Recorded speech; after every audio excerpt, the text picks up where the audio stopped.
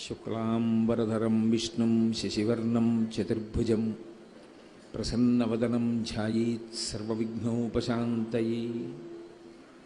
గురుర్బ్రహ్మా గురుర్విష్ణుః గురుర్దేవో మహేశ్వరః గురుః సాక్షాత్ పరం బ్రహ్మ తస్మై శ్రీ గురవై నమః.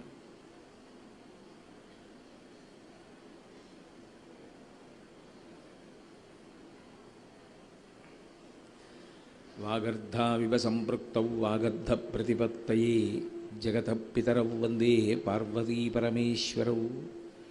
సూక్తిం సమగ్రయతున స్వయమేవ లక్ష్మీః శ్రీరంగరాజమహిషీమధురైఃకటాక్షైః వైదగ్ధ్యవర్ణగుణగుంభనగౌరవైర్యాం కండూలకర్ణకుహరాः కవయోధయంతి. హైమోర్ధ్వపుండ్రమజహన్మకుటం సునాసం మందస్మితం మకరకుండలచారుగండం బింబాధరం బహుళదీర్ఘకృపాకటాక్షం శ్రీవేంకటేశముఖమాత్మని సన్నిధత్తాం. విమలపటి కమలకుటి పుస్తకరుద్రాక్షసస్తహస్తపుటి కామాక్షి పక్ష్మలాక్షి కలిత విపంచి విభాసి వైరించి. మనోజవం మరుతతుల్యవేగం జితేంద్రియం బుద్ధిమతాం వరిష్టం వాతాత్మజం వనరయూధముఖ్యం శ్రీరామదూతం శిరసా నమామి. ఆపదామపహర్తారం దాతారం సర్వసంపదాం లోకాభిరామం శ్రీరామం భూయో భూయో నమామ్యహం. హరి ఓం. పరమేశ్వర స్వరూపమైన సభకి నమస్కారం. భారతీయ సంస్కృతి అత్యంత పవిత్రమైనది. సంస్కృతి అనేటటువంటి మాట కళల యొక్క సమాహార స్వరూపం. కళ అంటే పెంచునది అని అర్థం. చంద్రకళలు ఎలా పెరుగుతుంటాయో అలాగే మనిషిలో ఉన్నతమైనటువంటి భావములను పెంచగలిగినటువంటి శక్తి కలిగిన దానికి కళ అని పేరు. అటువంటి కళలలో సంగీతం ఒకటి. ఆ సంగీతము సనాతన ధర్మానికి సంబంధించినంత వరకు భగవంతుణ్ణి చేరుకోవడానికి ఒక పరమాద్భుతమైనటువంటి మార్గం. అది కేవలం రంజకత్వం కోసమే కాకుండా భగవద్ దర్శనము కొరకు సోపానంగా ఏర్పాటు చేసుకుని తరించినటువంటి మహాపురుషులు ఎందరో ఉన్నారు. అటువంటి మహాపురుషులలో త్యాగరాజస్వామి ఒకరు. త్యాగరాజస్వామి గృహస్థాశ్రమ ధర్మాన్ని స్వీకరించి చిట్ట చివరిలో సన్యాసాశ్రమాన్ని కూడా స్వీకరించినటువంటి వారు. భక్తి అనేటటువంటి మాటకి నిలువెత్తు నిదర్శనంగా నిలబడినటువంటి మహానుభావుడు. ఆయనకి సంబంధించినంత వరకు భక్తి అంటే కేవలం ఒక అరగంట సేపో గంట సేపో పూజామందిరంలోకి ప్రవేశించి భగవంతుడి దగ్గర కూర్చుని బయటికి వచ్చేసేటటువంటి ప్రక్రియ కాదు. ఆయన ఊపిరి ఉన్నంత వరకు భగవంతుడితో అనుసంధానం అవుతూనే ఉన్నారు. విగ్రహారాధన అనేటటువంటిది కేవలం విగ్రహములకు పూజ చెయ్యడం ఒక్కటే కాదు. మనం ఆ విగ్రహములు భగవంతుడే అన్న భావనతో పూజ చెయ్యగలిగితే భగవత్ స్వరూపము ఆ మూర్తి ద్వారా మనని ఎలా అనుగ్రహిస్తుంది అన్నది మనకి నిదర్శనంగా చూపించినటువంటి వారు త్యాగరాజస్వామి. సర్వసాధారణంగా ఇంట్లో పూజ చేసేటప్పుడు నాబోటిగాడైతే ఇది నేను తిరుపతి నుంచి తీసుకొచ్చిన విగ్రహమే, ఇది నేను కాశీపట్టణం నుంచి తీసుకొచ్చిన విగ్రహం, ఇది నేను జంబుకేశ్వరం నుంచి తీసుకొచ్చిన విగ్రహం అని దాన్ని విగ్రహము అని మాట్లాడతాం.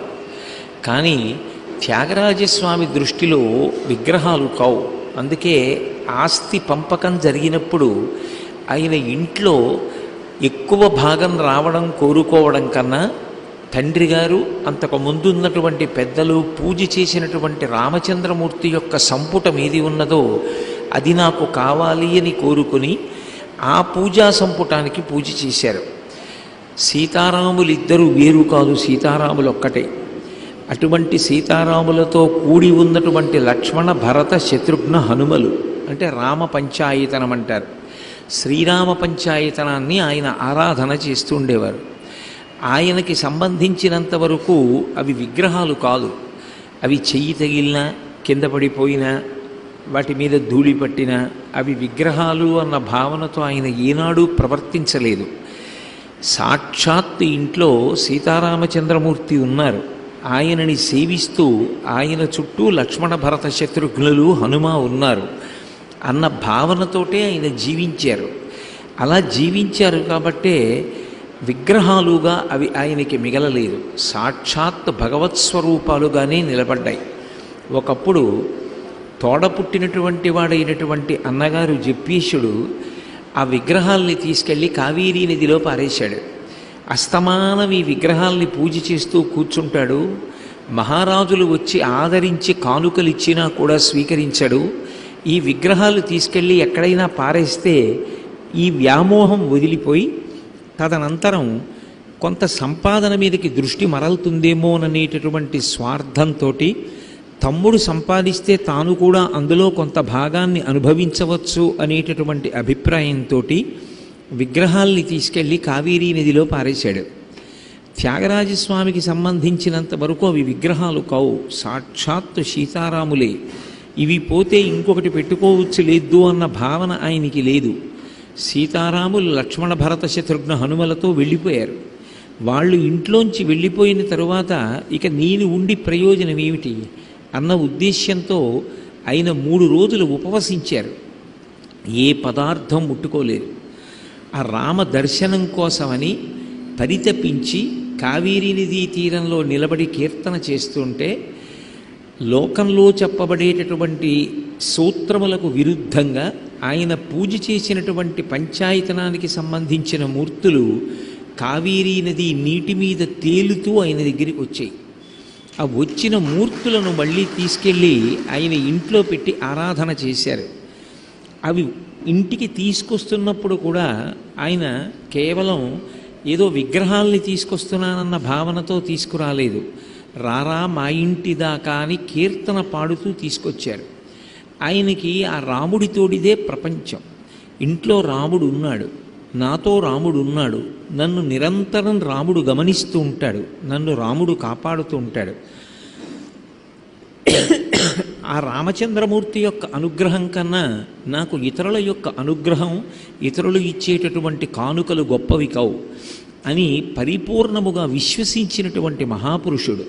అందుకే ఎంతమంది రాజులు ఆ కాలంలో త్యాగరాజస్వామి వారిని తమ ఆస్థానంలో కవిగా నియమించుకోవాలని, ఆయనకి గొప్ప గొప్ప బహుమానాలు ఇవ్వాలని ప్రయత్నం చేసినా ఆయన ఎప్పుడూ అటువంటి వాటికి వశుడు కాలేదు.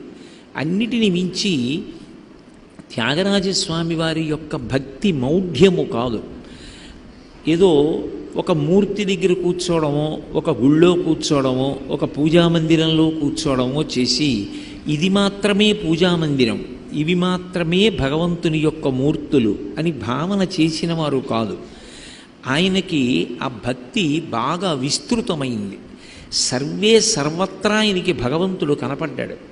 ప్రహ్లాదుణ్ణి హిరణ్యకశిపుడు హింస చేసినప్పుడు ప్రహ్లాదుణ్ణి కొట్టడానికి వచ్చినటువంటి రాక్షసుల్లో, పొడుస్తున్నటువంటి శూలాల్లో, ఆయన శరీరమును భేదించడానికి ప్రయత్నించి వాడినటువంటి కత్తులలో కూడా ప్రహ్లాదుడు నారాయణుణ్ణి చూసి తన్ను నిశాచరుల్ పొడవ దైత్యకుమారుడు మాటిమాటికో పన్నగశాయి, ఓ ధనుజభంజన, ఓ జగదీశ, ఓ సర్వాపన్న శరణ్య, ఓ అఖిల పావనయంచు నుతించు కాని తా కందుల నీరుతాడు భయకంప సమేతుడు కాడు భూవరా అంటారు భాగవతంలో పోతన గారు. పట్టుకొచ్చి కర్రలతో కొడుతుంటే కొడుతున్న వాళ్ళల్లోనూ, కొట్టడానికి ఉపయోగిస్తున్న కర్రలలోనూ నారాయణుణ్ణి దర్శించాడు ప్రహ్లాదుడు. కత్తులతో పొడుస్తుంటే కత్తులలో నారాయణుణ్ణి చూశాడు. అందుకే బాహువులొడ్డాడు. ఆ కత్తితో పొడుస్తున్నప్పుడు చేతిని కూడా అడ్డు పెట్టేవాడు కాదు. అంత సమభావనతో ప్రవర్తించాడు కాబట్టే ఏది చేసినా ప్రహ్లాదుణ్ణి చంపడం సాధ్యం కాలేదు. అంతటా శత్రుమిత్ర భేదం లేకుండా భగవంతుణ్ణి చూశాడు. ఎవరైనా తన మీద శత్రుభావం పెట్టుకున్నవారు ఉంటారేమో, తాను ఇతరుల మీద శత్రుభావం పెట్టుకున్నది మాత్రం ప్రహ్లాదుడి జీవితంలో లేదు. మీరు నన్ను మన్నించాలి, నాకు కొంచెం పడిషన్ దగ్గుగా ఉంది, అయినా ఇచ్చిన మాట తప్పకూడదని వచ్చాను. అందుకని ప్రసంగం మధ్యలో కొంచెం నాకు దగ్గు వచ్చి మీకు ఇబ్బంది కలిగితే నేను క్షమింపబడేదనుగాక.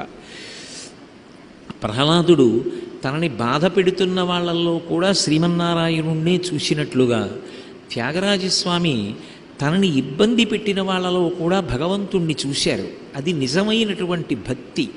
భక్తి పండడము అన్న మాటకు అర్థం ఏమిటంటే కేవలం ఒక తులసి దళంతోటో ఒక మారేడు దళంతోటో ఒక అక్షతతోటో ఒక పువ్వుతోటో పూజ చెయ్యడం అనేటటువంటిది ప్రారంభ దశ.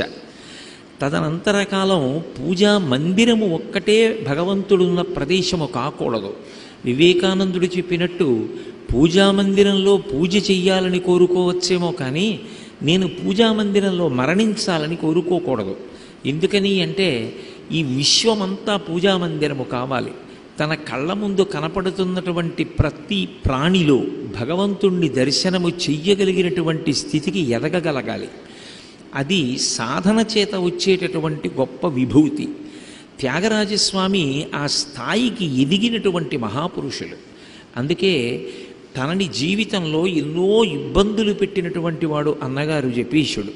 నిజానికి తండ్రి గారు మరణించిన తర్వాత ఆస్తి పంపకం చెయ్యమని తమ్ముడికి అందవలసినంత ఆస్తి భాగం అందించకుండా తాను ఎక్కువ భాగం తీసుకున్నవాడు. తమ్ముడు బాధలు పడుతుంటే చూసి సంతోషించినవాడు. అటువంటి అన్నగారు మహారాజులిచ్చిన కానుకలు త్యాగరాజస్వామి తీసుకోవట్లేదని ఆయన పూజ చేస్తున్నటువంటి రామచంద్రమూర్తి యొక్క పంచాయతనాన్ని పట్టుకెళ్ళి కావేరీ నదిలో విసిరివేసినవాడు. అటువంటి జపేశనకు తదనంతర కాలంలో శరీరము వ్యాధిగ్రస్తమైతే ఆయన మంచం నుంచి లేవలేకపోతే త్యాగరాజస్వామి అన్నగారు నాకు తండ్రితో సమానమని అహర్నిశలు అన్నగారికి సేవ చేశారు తప్ప నా జోలికి వచ్చినందుకు నన్ను బాధ పెట్టినందుకు మంచి పని అయింది అన్నయ్యకి అని ఒక్కనాడు ఆయన అనలేదు. చిట్ట చివరికి త్యాగరాజస్వామి వారి యొక్క జీవన విధానాన్ని ఆయన యొక్క పవిత్ర భావజాలాన్ని అర్థం చేసుకున్నటువంటి అన్నగారే మారిపోయి ఆయన కూడా రామభక్తుడైపోయాడు. ఒక సుగంధభరితమైనటువంటి పువ్వు ఉన్న ప్రదేశంలో గాలి అంతా కూడా ఆ వాసనతో నిండిపోయినట్టే త్యాగరాజస్వామి వంటి మహాపురుషులు ఉన్న చోట వాతావరణం అంతా కూడా సుగంధంతో నిండిపోతుంది.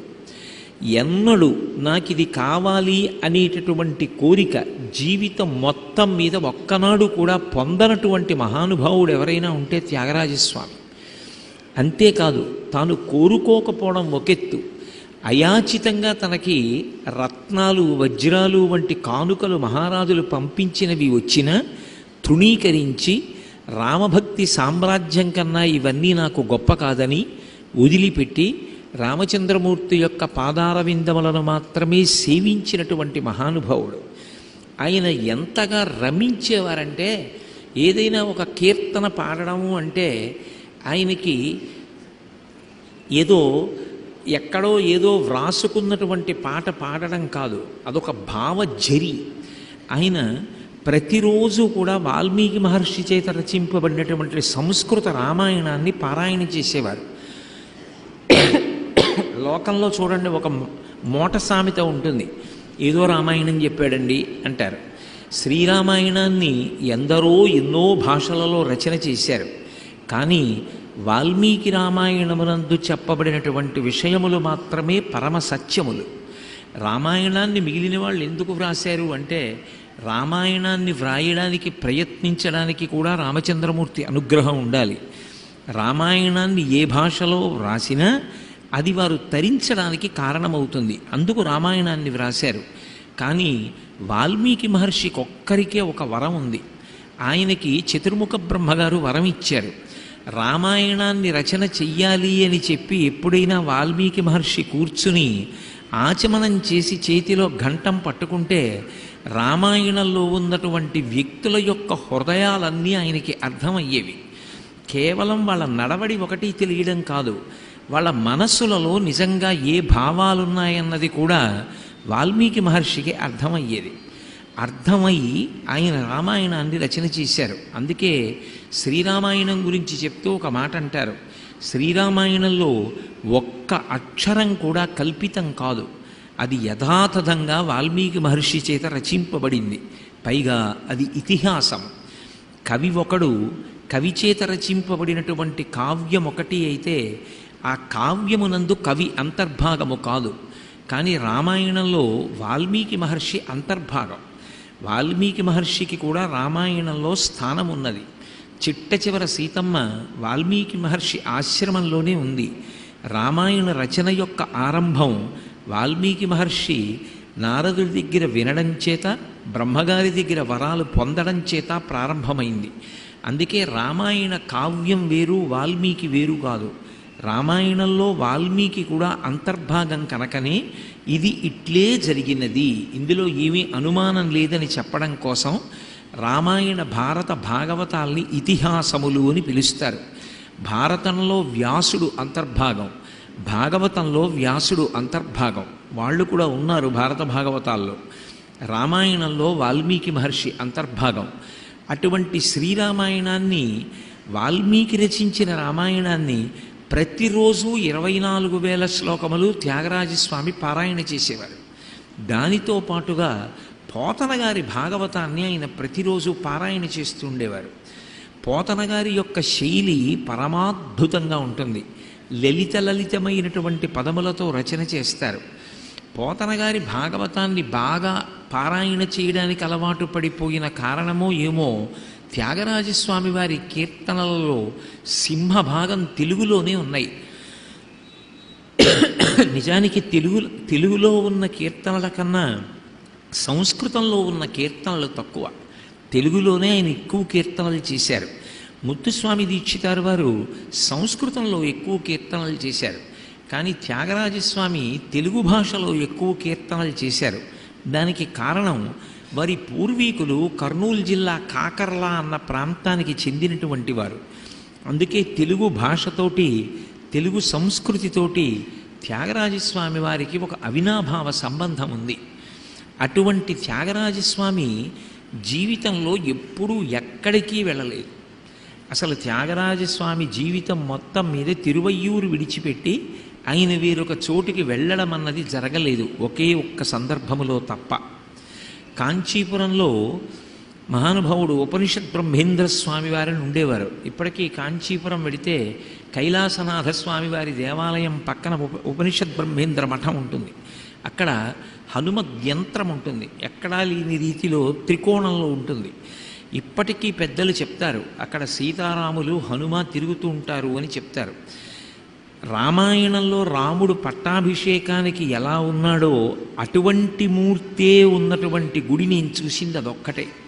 ఎందుకని అంటే పట్టాభిషేకానికి సంబంధించి మన అందరి దగ్గర అనేకమైన చిత్రములు ఉంటాయి. పట్టాభిషేకం చేసుకుంటున్న రాముడు పెద్ద పెద్ద జులపాల జుత్తుతో ఉన్నట్టుగా చిత్రీకరింపబడి ఉంటాయి. నిజానికి మీరు రామాయణాన్ని పరిశీలిస్తే రామాయణంలో అరణ్యవాసం పూర్తి చేసుకుని తిరిగి వచ్చినటువంటి రామచంద్రమూర్తి పుష్పక విమానంలో నందిగ్రామంలో కిందకి దిగగానే తన సోదరులైనటువంటి లక్ష్మణ భరత శత్రుఘ్నులకు కేశఖండనం చేయించి తాను కూడా కేశఖండనం చేయించుకున్నాడు. ఆయన గొప్పగా యజుర్వేదాన్ని అనుష్ఠించాడు.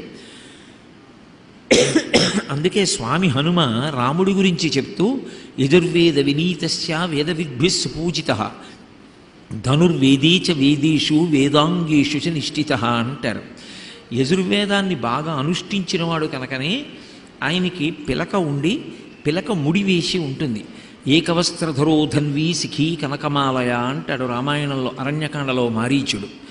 పట్టాభిషేకం చేసుకున్నటువంటి రాముడు బోడిగుండుతో పిలకతో పిలక ముడి వేసుకుని ఉంటాడు. రామాయణాన్ని బట్టి చూస్తే అది రాముని యొక్క యథార్థ స్వరూపం. కాంచీపురంలో ఉన్నటువంటి ఉపనిషత్ బ్రహ్మేంద్ర స్వామి వారి మఠంలో ఇప్పటికీ కూడా రాముడు అలాగే ఉంటాడు. రాముడి పక్కన సీతమ్మ కూడా ఎవరో బాల నిలబడినట్టుగా ఉంటుంది. ఎదురుగుండా హనుమద్ యంత్రం ఉంటుంది. ఇప్పటికీ సీతారామ లక్ష్మణ హనుమలు అక్కడ దర్శనమిస్తారు అని చెప్తారు పెద్దలు. ఎదురుగుండా దిగుడు బావి ఉంటుంది. ఆ దిగుడు బావిలోకి వెళ్ళి ఉపనిషత్ బ్రహ్మేంద్రులు నీళ్లు తోడుకొని చంద్రమౌళీశ్వరుడికి అభిషేకం చేస్తూ ఉండేవారు. లలితా సహస్రనామ స్తోత్రాన్ని హయగ్రీవుడు అగస్త్య మహర్షికి ఉపదేశం చేశాడు.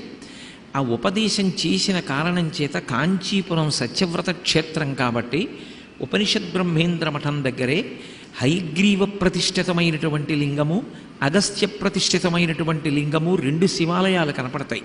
పెద్ద కోనేరు ఉంటుంది. ఆ ఉపనిషత్ బ్రహ్మేంద్రులు మహాపురుషులు, వారు త్రికాలవేది, గొప్ప అనుష్ఠాన తత్పరులు. అటువంటి ఉపనిషత్ బ్రహ్మేంద్ర స్వామి వారు బాగా వృద్ధులైపోయిన తర్వాత త్యాగరాజస్వామి వారి యొక్క కీర్తి గురించి విన్నారు. అసలు త్యాగరాజస్వామి తిరువయ్యూరు విడిచిపెట్టి ఎక్కడికి వెళ్ళరట.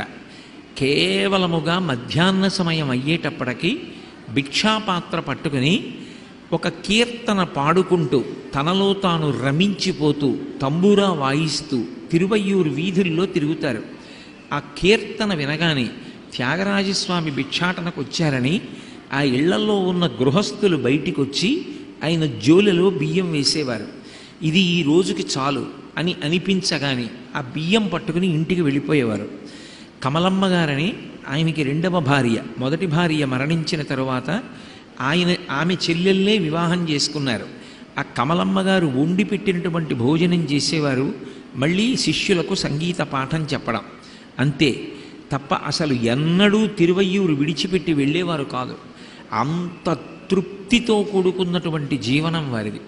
త్యాగరాజస్వామి వారి యొక్క వైభవాన్ని, ఆయన భక్తిని, ఆయన జీవన విధానాన్ని తెలుసుకున్నటువంటి ఉపనిషత్ బ్రహ్మేంద్ర స్వామి త్యాగరాజస్వామి వారిని ఒక్కసారి కాంచీపురం రమ్మని ఆహ్వానించారు. కాంచీపురం వెళ్ళారు. వెళ్ళి కొన్నాళ్ళు ఉపనిషత్ బ్రహ్మేంద్ర మఠంలో ఉన్నారు. ఉండి ప్రతిరోజు రామచంద్రమూర్తి మీద కీర్తనలు చేస్తూ ఉండేవారు. ఉపనిషత్ బ్రహ్మేంద్ర స్వామి ఎంతో సంతోషంగా కీర్తనలు వింటూ ఉండేవారు. అక్కడికి వెళ్ళి కొన్నాళ్ళు ఉన్న తర్వాత త్యాగరాజస్వామి తిరిగి వచ్చేస్తున్నప్పుడు తిరుపతి వెళ్ళారు.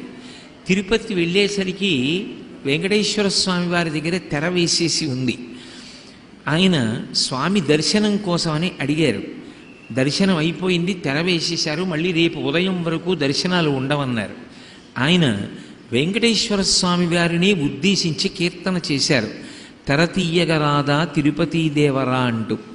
ఆయన కీర్తన పూర్తి చెయ్యగానే వెంకటేశ్వర స్వామి వారికి అడ్డంగా వేసి ఉన్నటువంటి తెర తనంత తానుగా తొలగిపోయింది. తొలగిపోయి వెంకటేశ్వర స్వామి వారు త్యాగరాజస్వామి వారికి దర్శనమిచ్చారు. సశిష్య సహితంగా ఆయన వెంకటేశ్వర దర్శనం చేశారు.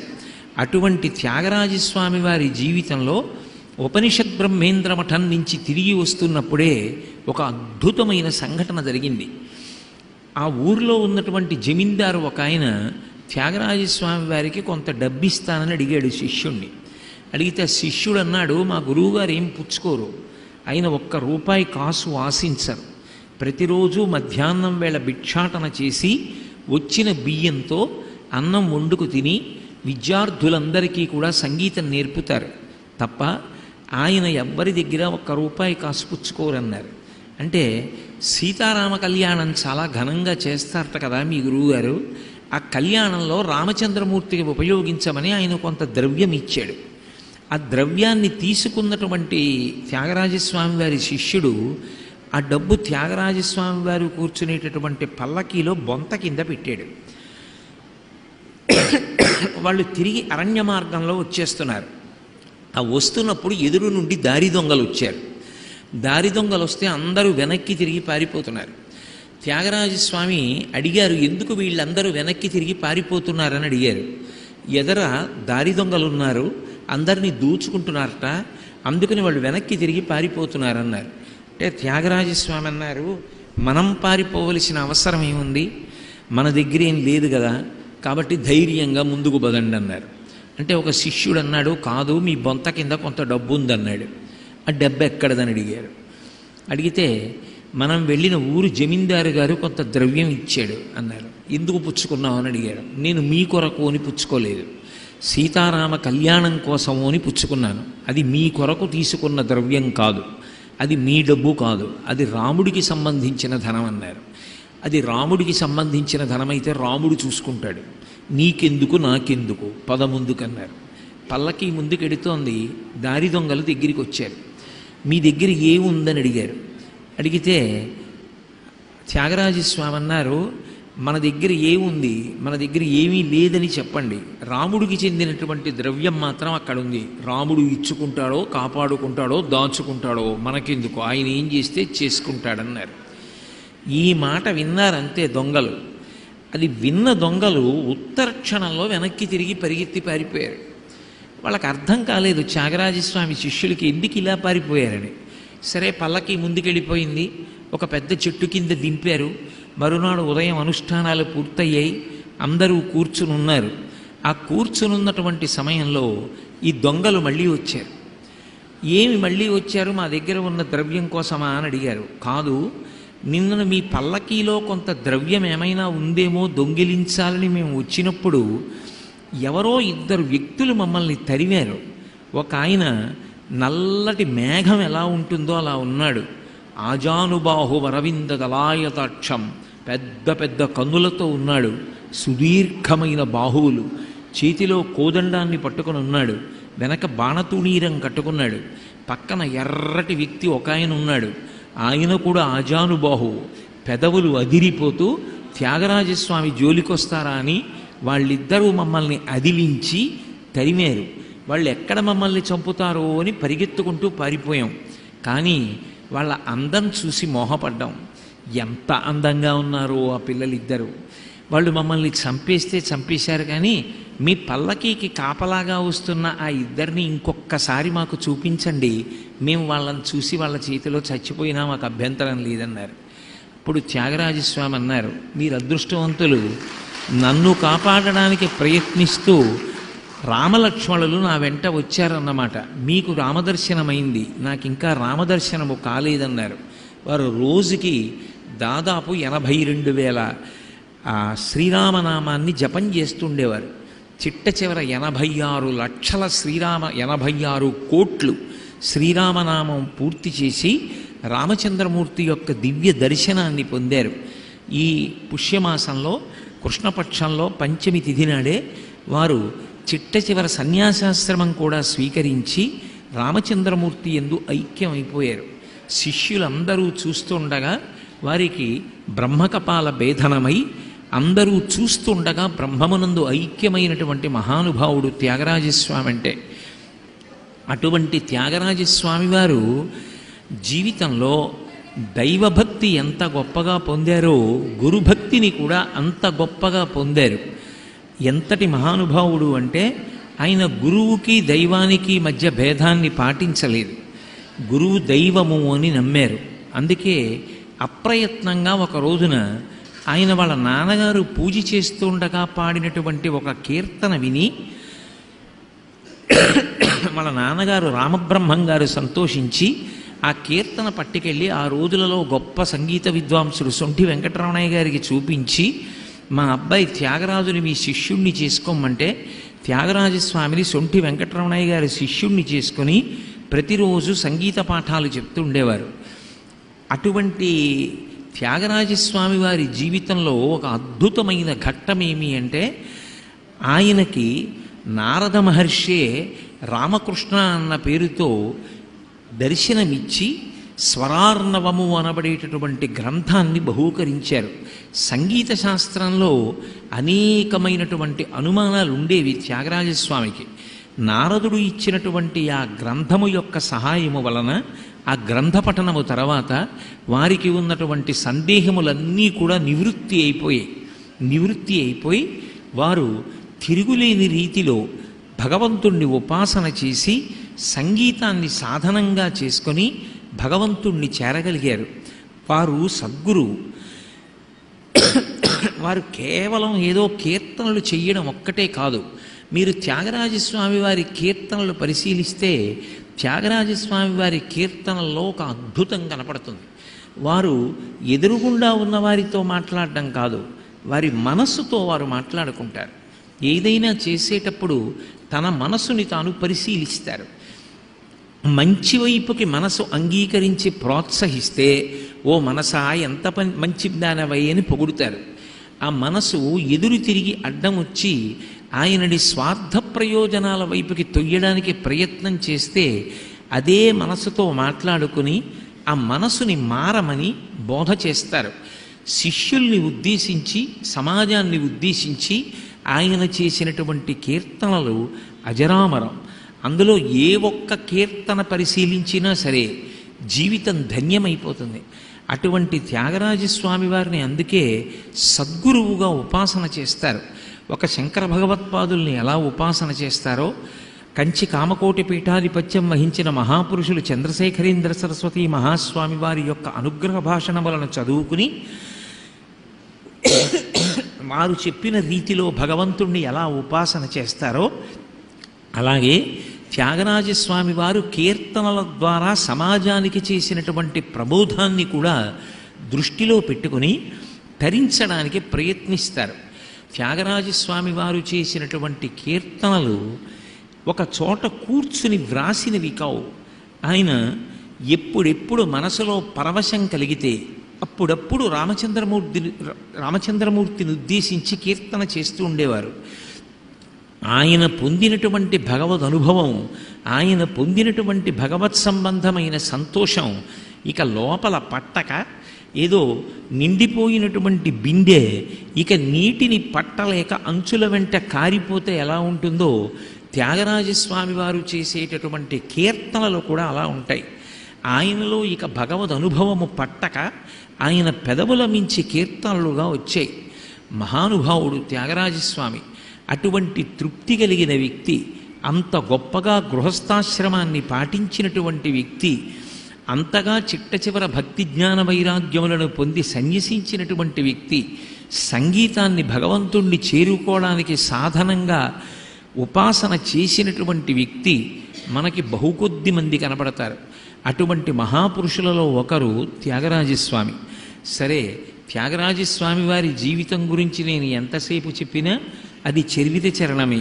ఎందుకని అంటే ఈ సభ 100 సంవత్సరములుగా జరుగుతున్నటువంటి సభ.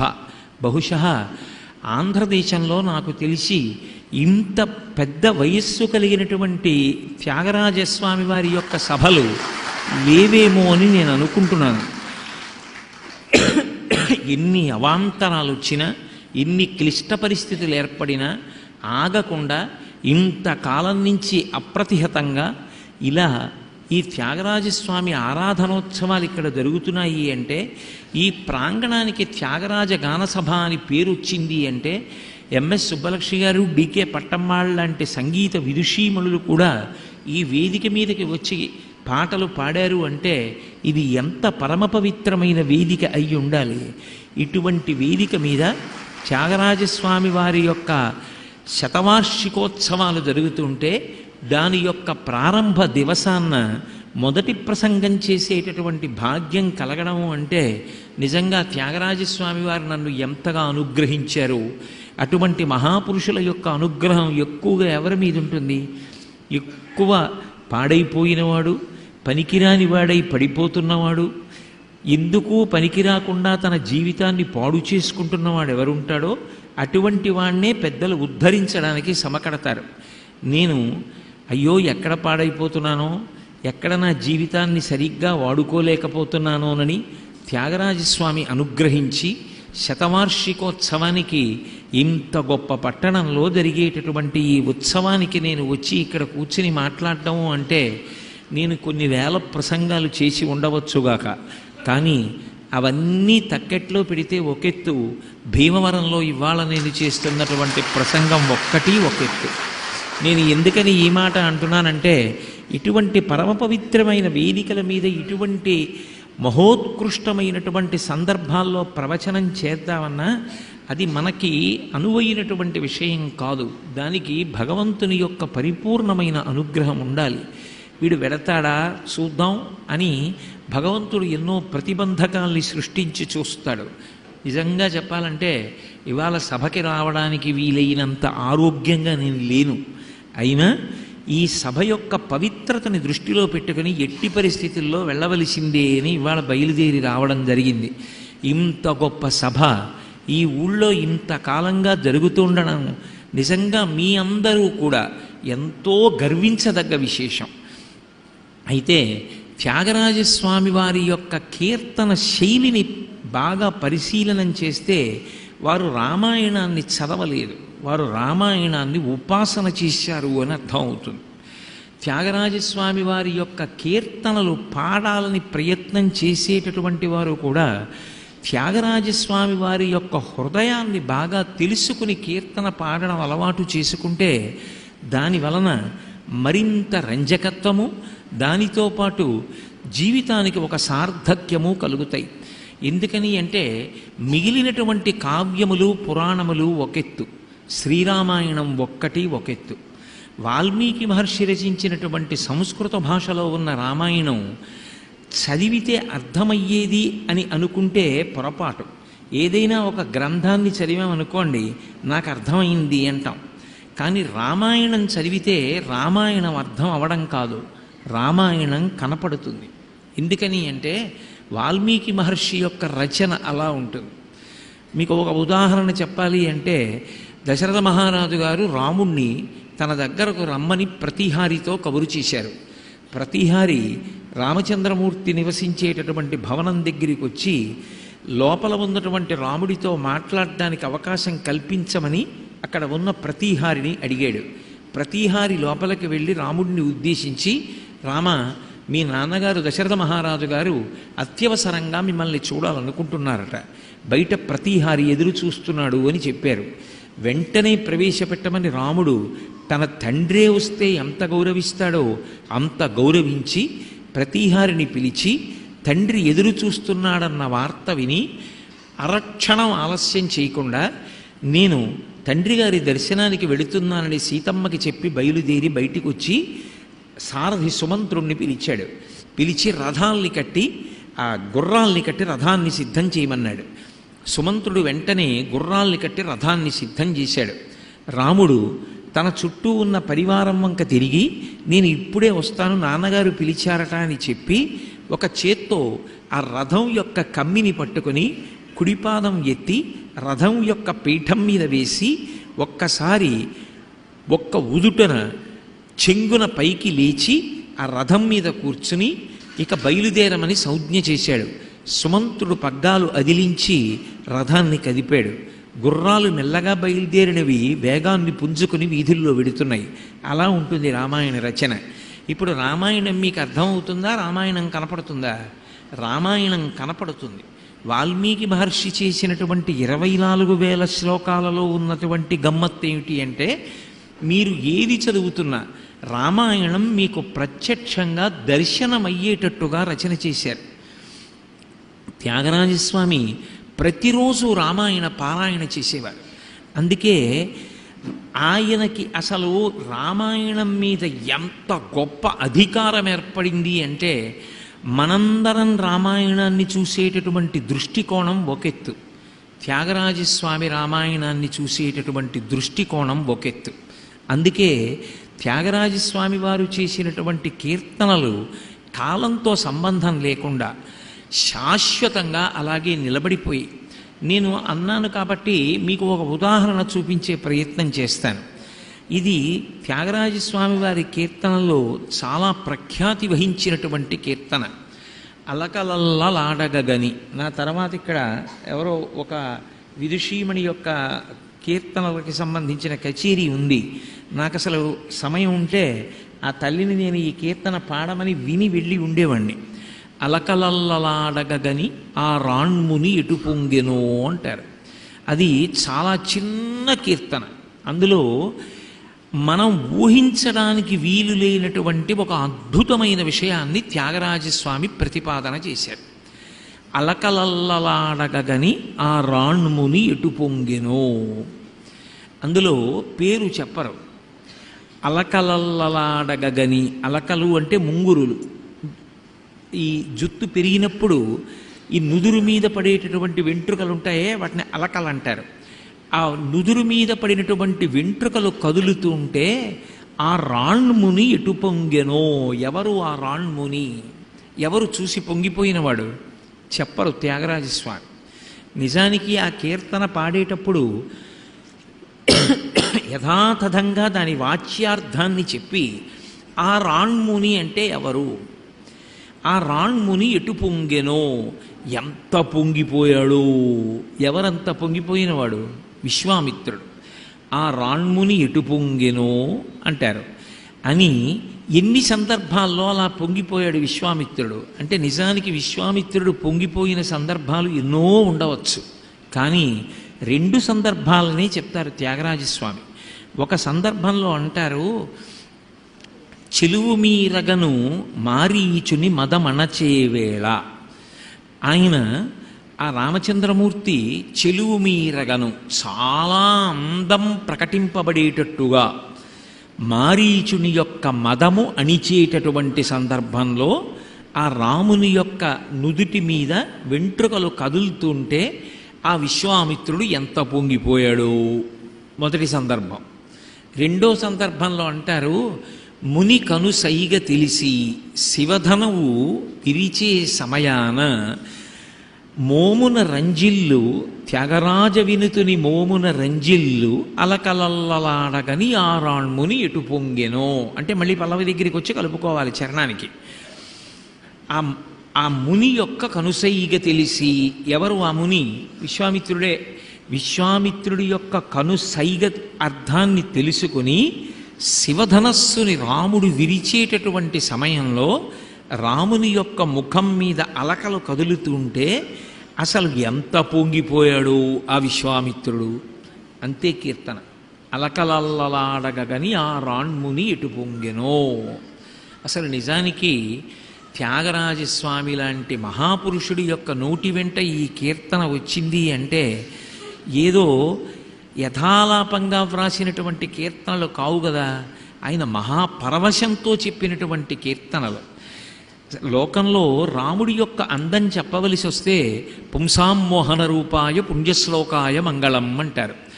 రాముని యొక్క మూర్తిని చూసి, రాముణ్ణి చూసి పురుషులు కూడా మోహించేవారట, అంత అందగాడు. కానీ త్యాగరాజస్వామి అన్నారు, రాముని యొక్క అందాన్ని చూసి అనలేదు, అలకలల్లలాడగని అన్నారు. నుదుటి మీద వెంట్రుకలు పడుతున్నటువంటి రాముణ్ణి చూసి అన్నారు. అసలు నుదుటి మీద వెంట్రుకలు పడుతున్నటువంటి రాముడు అన్న సందర్భం ఎందుకు త్యాగరాజస్వామి వాడారు అక్కడ? మీరు బాలకాండని బాగా పరిశీలనం చేస్తే దశరథ మహారాజు గారికి 4 కొడుకులు పుట్టిన తరువాత కృష్ణలీలలు ఉన్నట్టుగా రామాయణంలో రాముడికి బాల్యలీలలు లేవు. ఒక్క శ్లోకంతో మహర్షి రామలక్ష్మణ భరత శత్రుఘ్నులు 4 చదువుకున్న ఘట్టాన్ని చెప్పేశారు. సర్వే వేదవిదశూరా సర్వే లోకహితే రతా సర్వే జ్ఞానోపసంపన్నా సర్వే సముదితా గుణై అన్నారు. 4 వశిష్ఠుడి దగ్గర విద్యాభ్యాసం చేసి పెద్దవాళ్ళు అవుతున్నారు. దశరథ మహారాజు గారు పెద్ద సభ తీర్చాడు మంత్రులతోటి. తస్య చింతయమానస్యా మంత్రి మధ్యే మహాత్మన అభ్యాగచ్చన్ మహాతేజ విశ్వామిత్రో మహాముని అన్నారు వాల్మీకి మహర్షి. మంత్రులతో సభ ఎందుకు తీర్చాడు అంటే, నాకు 4 కుమారులు ఉన్నారు. ఈ 4 కుమారులు కూడా చాలా భవ్యమైన గుణములు కలిగినటువంటి వారు. ఈ 4 కుమారులకు తగిలినటువంటి ఇల్లాళ్ళు ఎక్కడున్నారు, వీళ్ళకి తగిన భార్యలు మీరందరూ కూడా తెలుసుకుని వెతికి పట్టుకుని నాకు చెప్పండి అని అడగడానికి సభ తీర్చాడు. కానీ ఈయన సభ తీర్చి మాట్లాడుతుండగా అప్పుడే వచ్చాడు. అభ్యాగచ్చన్ మహాతేజ విశ్వామిత్రో మహాముని. విశ్వామిత్రుడు వచ్చాడు. అప్పుడే వచ్చాడండి అన్నది కాకతాళీయము అనుకోండి. కాకతాళీయము అంటే తాళము అంటే తాటి చెట్టు, కాకము అంటే కాకి. తాటి చెట్టు మీద కాకి వాలితే దానికి ఏమిటి అంటే ఏం ఉండదు, ఏదో అది ఎగురుతూ తాటి చెట్టు మీద వాలుతుంది అంతే. కాకతాళీయం కాదు. ఆయన అప్పుడే రైలు దిగాడండి, అప్పుడే బస్సు దిగాడండి, అప్పుడే విమానం దిగాడండి అనడానికి ఉండదు. ఆయన యోగ విద్యలో ఎప్పుడైనా వస్తాడు. ఆయన సభ తీర్చి సభలో వశిష్ఠాది మహర్షులందరూ ఉండగా దశరథ మహారాజు గారు, నా కొడుకులైన రామలక్ష్మణ భరత శత్రుఘ్నులకి తగినటువంటి పిల్లలు ఎక్కడున్నారో చెప్పండి అని అడుగుతున్న సమయంలోనే వచ్చాడు. అంటే అనుకోకుండా వచ్చింది కాదు, కావాలని వచ్చాడు. ఎందుకు వచ్చి ఉంటాడు అంటే రామాయణంలో దానికి ఒక బలీయమైనటువంటి కారణం ఉన్నది. అప్పటికే వశిష్ఠ మహర్షి అద్భుతమైనటువంటి అవకాశాలు 3 పొందాడు రాముడి విషయంలో. అసలు నిజానికి వశిష్ఠ మహర్షి యొక్క పరమ గురువు నారాయణుడు. గురు పరంపర చెప్పినప్పుడు నారాయణం పద్మభువం వశిష్ఠం శక్తించ తత్పుత్ర పరాశరంచ వ్యాసం శుకం గౌడపాదం మహాంతం అని చెప్తారు శ్లోకం. నారాయణుడు మొదటి గురువు. నారాయణుని తర్వాత బ్రహ్మగారి గురువు. బ్రహ్మగారి తర్వాత బ్రహ్మగారి యొక్క మానసపుత్రుడైన వశిష్ఠుడు గురువు. నారాయణుని నాభికమలంలోంచి వచ్చినవాడు బ్రహ్మగారు. తండ్రి గారు నారాయణుడు గురువు. నారాయణుడి తర్వాత మళ్ళీ అంతటి గురువు బ్రహ్మగారు. బ్రహ్మగారి తర్వాత గురువు వశిష్ఠుడు. ఇప్పుడు వశిష్ఠుడికి నారాయణుడు ఏ గురువు అవుతాడు? పరమ గురువు అవుతాడు. గురువు గారికి గురువు గారు. మరి వశిష్ఠుడికి తండ్రి బ్రహ్మ, బ్రహ్మకు తండ్రి నారాయణుడు. వశిష్ఠుడికి తండ్రే గురువు బ్రహ్మగారు. బ్రహ్మగారికి తండ్రి నారాయణుడు. బ్రహ్మకి గురువు నారాయణుడు. కాబట్టి గురువుగారి గురువుగారు పరమ గురువు గారు అంటారు. పరమ గురువు గారు కనపడితే ఎంతో గౌరవం. నిజానికి వశిష్ఠుడు నారాయణుడు వస్తే ఏం చేయాలి? లేచి నిలబడి ప్రవర చెప్పి నేల మీద పడి నమస్కారం చేయాలి. ఎందుకని? పరమ గురువు కాబట్టి. కానీ అదే నారాయణుడు రాముడిగా వచ్చాడు. రాముడిగా వచ్చి వశిష్ఠుడి దగ్గర చదువుకున్నాడు పాఠాలు. చదువుకున్నప్పుడు రాముడు వశిష్ఠుడు వస్తుంటే లేచి నిలబడ్డాడు. తాను నారాయణుడికి నమస్కరించాలి, కానీ నారాయణుడు రాముడిగా వచ్చాడు నరుడిగా. కాబట్టి గురువుగారు వశిష్ఠుడు కాబట్టి గురువుగారు రాగానే రాముడు లేచి నిలబడి వశిష్ఠుడికి నమస్కారం చేశాడు. అంటే ఒక అద్భుతమైనటువంటి విచిత్రమైనటువంటి అవకాశం అప్పటికే వశిష్ఠుడికి వచ్చేసింది. పరమగురువైన నారాయణుడు రాముడిగా తనకి శిష్యుడయ్యాడు. తనకి నమస్కారం చేస్తున్నాడు. తన దగ్గర పాఠాలు నేర్చుకుంటున్నాడు. ఇది మొదటి అవకాశం. అమ్మ ఇంకా పంపించకండి, అదే పనిగా ఇలా నడుస్తుంటే దృష్టికి ఇబ్బంది వస్తుంది కదా. ఎక్కడున్న వాళ్ళు అక్కడి నుంచి వినండి. ఎందుకు ఇలాగే వెళ్ళి కూర్చుని వినాలా ఇరుకులో? ఇక పంపించకండి. హరి ఓం. నారాయణం పద్మభువం వశిష్టం. కాబట్టి అప్పటికే పరమగురువుకి పాఠం చెప్పేటటువంటి అవకాశాన్ని రాముడు పొందాడు. ఇక రెండు, అసలు లోకమంతా తరించడం దేని వలన తరిస్తుంది? రామనామము చేత తరిస్తుంది. రామనామమంత తేలికైన నామం లోకంలో ఇంకోటి లేదు. అంత తేలికైనటువంటి రామనామం లోకమంతా చెప్పుకోవడానికి వీలుగా పుట్టినటువంటి సాక్షాత్ శ్రీ మహావిష్ణువుకి రామ అని పేరు ఉంచినవాడు వశిష్ఠుడు. రెండు అద్భుతమైన అవకాశాలు పుచ్చుకున్నాడు. మూడవది, అసలు రామలక్ష్మణ భరత శత్రుఘ్నులు నలుగురిని కూర్చోపెట్టి గురువుగా పాఠం మొట్టమొదట నేర్పినవాడు వశిష్ఠుడు. మూడు అవకాశాలు అప్పటికే వశిష్ఠుడికి వెళ్ళిపోయాయి. ఇక ఇప్పుడు వీళ్ళకి తగిన పిల్లల్ని చూడండి అంటే వశిష్ఠుడు లేచి ఖచ్చితంగా చూస్తాడు. ఎందుకంటే వశిష్ఠుడు బ్రహ్మర్షి, త్రికాలవేది. ఆయనకి తెలుసు రాముడికి సీతమ్మతో కళ్యాణం అవ్వాలి, సీతమ్మ అయోనిజగా పుట్టింది, విదేహనగరంలో పెరుగుతోందన్న విషయం తెలుసు.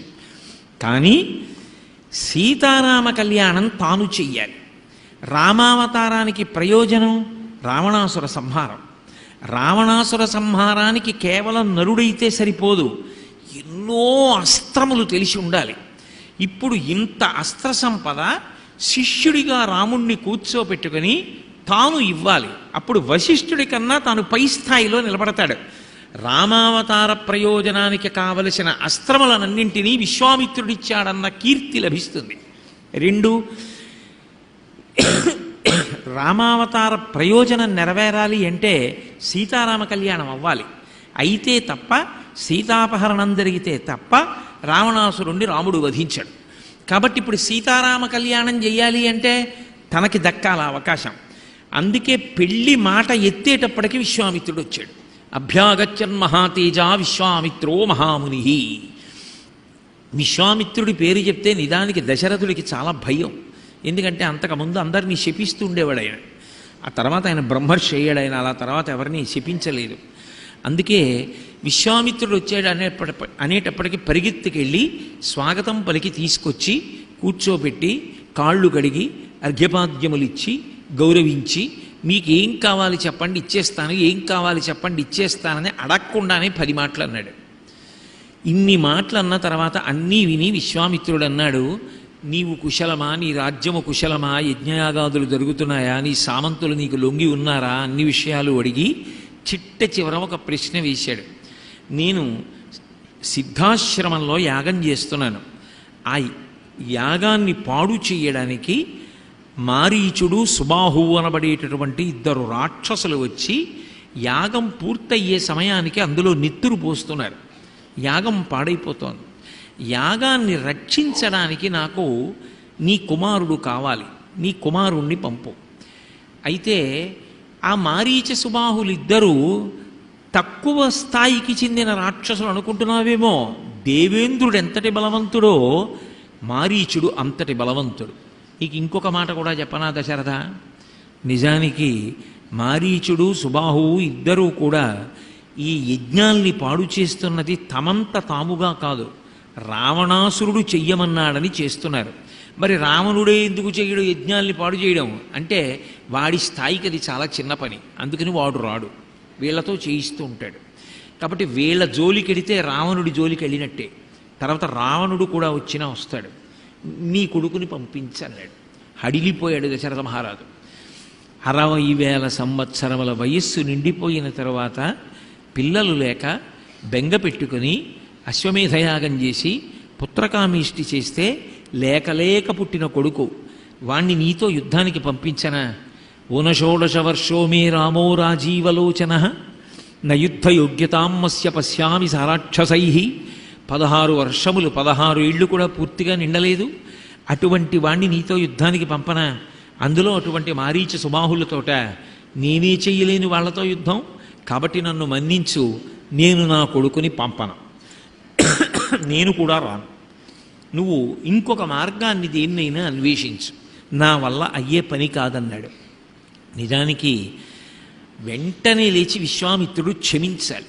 కానీ ఆయన అన్నాడు, యదీదంతే క్షమం రాజన్ గమిష్యామి యథాగతం మిథ్యాప్రతిజ్ఞ కాకుత్స సుఖీభవ సభాంధవ అన్నాడు. నేను అడగకుండానే నీకేం కావాలి ఇస్తానని నా వెంటపడి మాట ఇచ్చి నేను అడిగిన తరువాత మాట నిలబెట్టుకోలేక చెయ్యవలసిన దాన్ని చెయ్యలేక ముఖం తిప్పుకున్నవాడా, మాట నిలబెట్టుకోలేనివాడా, నువ్వు శాశ్వతముగా జీవించదవుగాక అన్నాడు. అంటే నిజానికి శపించాడా? లేదు, ఆయన బ్రహ్మర్షి అయిపోయాడు. అందుకే ఇప్పుడు ఎవరిని శపించాడు. మాట తప్పినవాడా, నువ్వు అలాగే చిరంజీవిగా హాయిగా దీర్ఘాయుష్మంతుడవై బ్రతుకు అని ఆశీర్వచనం చేశాడు. చేసి వెళ్ళిపోతూ ఒక మాట అన్నాడు, నేను నీ కొడుకుని అడిగాను. ఎటువంటి కొడుకుని అడిగాను అంటే కాకపక్ష్మధరం శూరం జ్యేష్టం దదామ్యహం అన్నాడు. కాకపక్ష్మధరం, నీ కొడుకుది జులపాల జుత్తు. ఆ జుత్తు ముఖం మీద పడితే భలే అందంగా ఉంటాడు రాముడు. అక్కడ పట్టుకున్నారు త్యాగరాజస్వామి. త్యాగరాజస్వామి రామాయణం చదవడానికి మనం రామాయణం చదవడానికి అక్కడ ఉంటుంది తేడా. అందుకే త్యాగరాజస్వామి కీర్తన పాడేటప్పుడు, త్యాగరాజస్వామి కీర్తన నేర్పేటప్పుడు రామాయణంలో సందర్భాన్ని బాగా చదివి త్యాగరాజస్వామి వారి యొక్క హృదయం తెలుసుకుంటే ఆ కీర్తన చేసేటప్పుడు ఎంత పరవశం కలుగుతుందో. అందుకని కాకపక్ష్మధరం, ఆ నుదుటి మీద వెంట్రుకలు పడుతున్నప్పుడు అందంగా ఉంటాడే, జ్యేష్టం, నీ కొడుకులలో పెద్దవాడు, శూరం, మహాశూరుడు, ఆ పిల్లాన్ని నాకు ఇయ్యి, వాణ్ణి తీసుకెడతాను. కొడుకునిమ్మన్నానని నలుగురిలో ఒకడినిస్తావేమో, పెద్దవాడే నాకు కావాలి అని ఒక మాట అన్నాడు. నీ దృష్టిలో రాముడంటే నీ కొడుకు, మా దృష్టిలో రాముడంటే వీరు. మాకు తెలుసు రాముడెవరో, నీకు తెలియదు రాముడెవరో. అందుకని కొడుకని వెర్రెక్కిపోతున్నావు. మాకు తెలుసు, నాకే కాదు వశిష్ఠుడికి తెలుసు, సభలో ఉన్న ఋషులకు తెలుసు అన్నాడు. అహం విద్మి మహాత్మానం రామం సత్యపరాక్రమం వశిష్ఠోపి మహాతేజాయే చేమే తపసస్థితా. నాకే కాదు వశిష్ఠుడికి ఋషులకి తెలుసు. ఎందుకు పైకి అనడో, రాముడు సాక్షాత్ విష్ణువు అన్నాడు అనుకోండి, రాముడు నేను అలా అనుకోవట్లేదు, నేను సాధారణమైన నరుణ్ణి అంటాడు. రామాయణంలో రాముడు ఎక్కడా భగవంతుడిగా ప్రవర్తించలా, కేవలము నరుడిగానే ప్రవర్తించాడు. అందుకే నిజానికి వాల్మీకి మహర్షి నారదుణ్ణి అడిగినప్పుడు కూడా 16 గుణములు కలిగినటువంటి నరుడెవరు అని అడిగాడు. కోన్వస్మిన్ సంప్రదంలోకే గుణవాన్ కశ్చ వీర్యవాన్ ధర్మజ్ఞశ్చ కృతజ్ఞశ్చ సత్యవాక్యో దృఢవ్రతః చారిత్రేణ చ కోయుక్తః సర్వభూతేషు కోహితః విద్వాన్ కః కస్సమర్థశ్చ కశ్చైక ప్రియదర్శనః ఆత్మవాన్ కో జితక్రోధో ద్యుతిమాన్ కో ననసూయకః కస్య బిభ్యతి దేవాశ్చ జాత రోషస్య సంయుగే అని అడిగాడు. కాబట్టి నరుడిగానే ప్రవర్తించాడు. నీ కొడుకు శ్రీ మహావిష్ణువు అన్నాడు అనుకోండి విశ్వామిత్రుడు. నేను అలా అనుకోవట్లేదు, నేను నరుణ్ణి అంటాడు. నరుడైతే తప్ప రావణ సంహారం చెయ్యకూడదు, అది వరం బ్రహ్మగారిచ్చింది. కాబట్టి నేను నరుణ్ణి అంటాడు. అందుకే విశ్వామిత్రుడు పైకి తేలడం. పైకి తేలకుండా ఆ జులపాల జుత్తువాడు నుదురి మీద వెంట్రుకలు పడితే అందంగా ఉంటాడే నీ పెద్ద కొడుకు, వాణ్ణి నాతో పంపించన్నాడు. ఒక్కొక్కడికి ఒక్కొక్కడు ఒక్కొక్కలా అందంగా ఉంటాడు. విశ్వామిత్రుడికి రాముణ్ణి చూసినప్పుడు ఎటువంటి బాలరాముణ్ణి చూసి సంతోషిస్తాడంటే, ఆ వెంట్రుకలు నుదుటి మీద పడితే ఎంత అందంగా కనపడతాడో విశ్వామిత్రుడికి. చూడండి, ఒక్కొక్కళ్ళు పిల్లాడికి ఓ పంచె కట్టి ఎంత బాగున్నాడో పంచె కట్టుకుంటే అంటారు, ఓ కుర్తా వేసి ఎంత బాగున్నాడో కుర్తా వేస్తే అంటారు, ఏదో వాడికి ఓ నిక్కర వేసుకుంటే ఎంత బాగున్నాడు అంటారు, ఓ ప్యాంట్ వేస్తే ఎంత బాగున్నాడు అంటారు. ఒక్కొక్కరికి ఒక్కొక్కలా అందం కనపడుతుంది. విశ్వామిత్రుడికి కాకపక్ష్మధరం శూరం జ్యేష్ఠం, ఆ నుదుటి మీద వెంట్రుకలు పడుతున్నటువంటి రాముడంటే ఇష్టం. అందుకని అటువంటి రాముణ్ణి నాతో పంపించన్నాడు.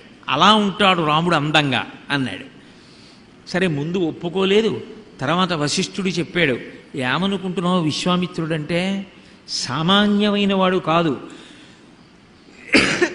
నిజంగా తన యజ్ఞాన్ని తాను రక్షించుకోలేక నీ కొడుకును అడుగుతున్నాడు అనుకుంటున్నావా?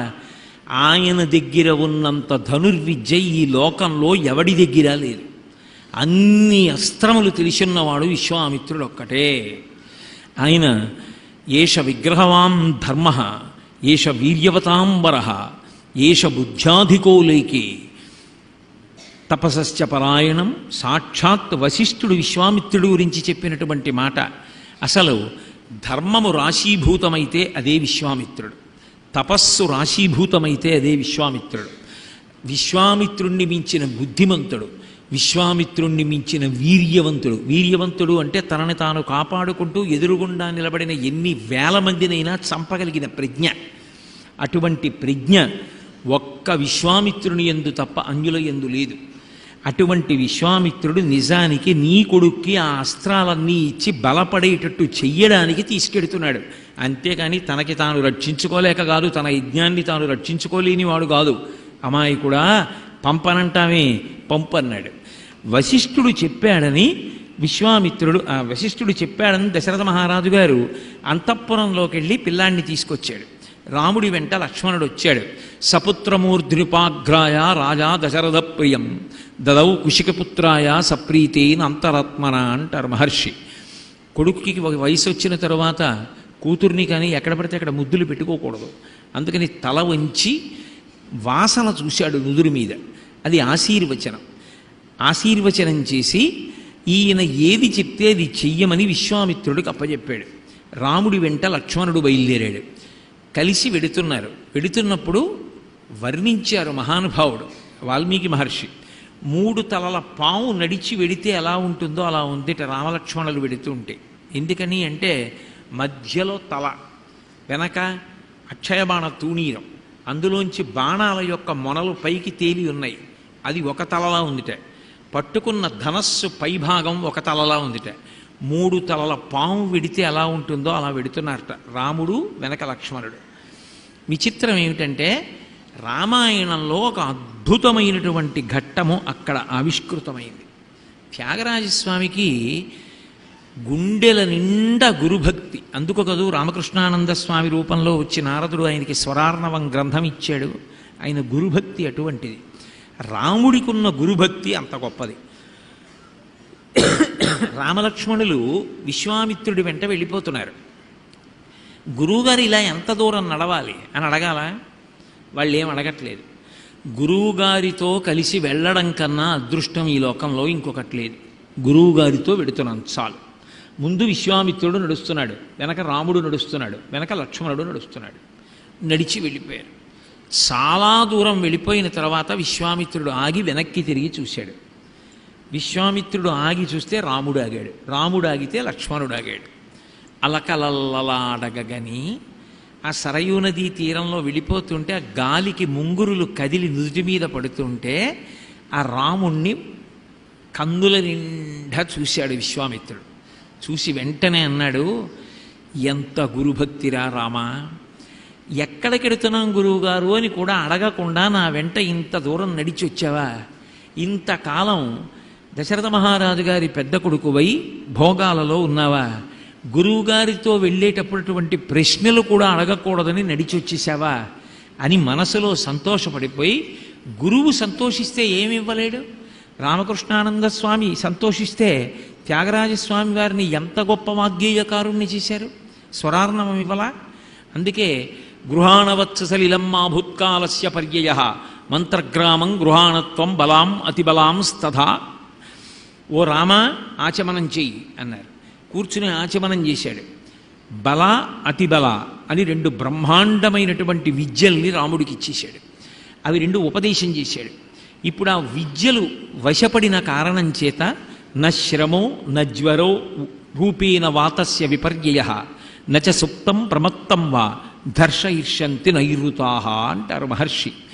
అటువంటి విద్య ఉపదేశం పొందినవాడు ఆ విద్యని వాడినప్పుడు వాడికి ఆకలి వేయడం కానీ, దాహం వేయడం కానీ, బడలిపోవడం కానీ, నిద్రపోతున్నప్పుడు ఇతరులు వచ్చి సంహరించడం కానీ సాధ్యం కాదు. అంత గొప్ప విద్యలు ఇచ్చాడు, ఎన్నో అస్త్రాలు ఇచ్చాడు. ఇచ్చి తాటకా సంహారం చేయించాడు. ఆ తాటకా సంహారం చేసినప్పుడు విశ్వామిత్రుడి వెంట వెడుతున్నప్పుడు మళ్ళీ విశ్వామిత్రుడు రాముణ్ణి చూసి ఎందుకు పొంగిపోయాడు అంటే కాకపక్ష్మధరం అని మళ్ళీ అన్నారు మహర్షి. అలకలల్లలాడగని చూసి విశ్వామిత్రుడు పొంగిపోయాడు ఆ పిల్లాన్ని చూసి. మారీచుణ్ణి కొట్టాడు.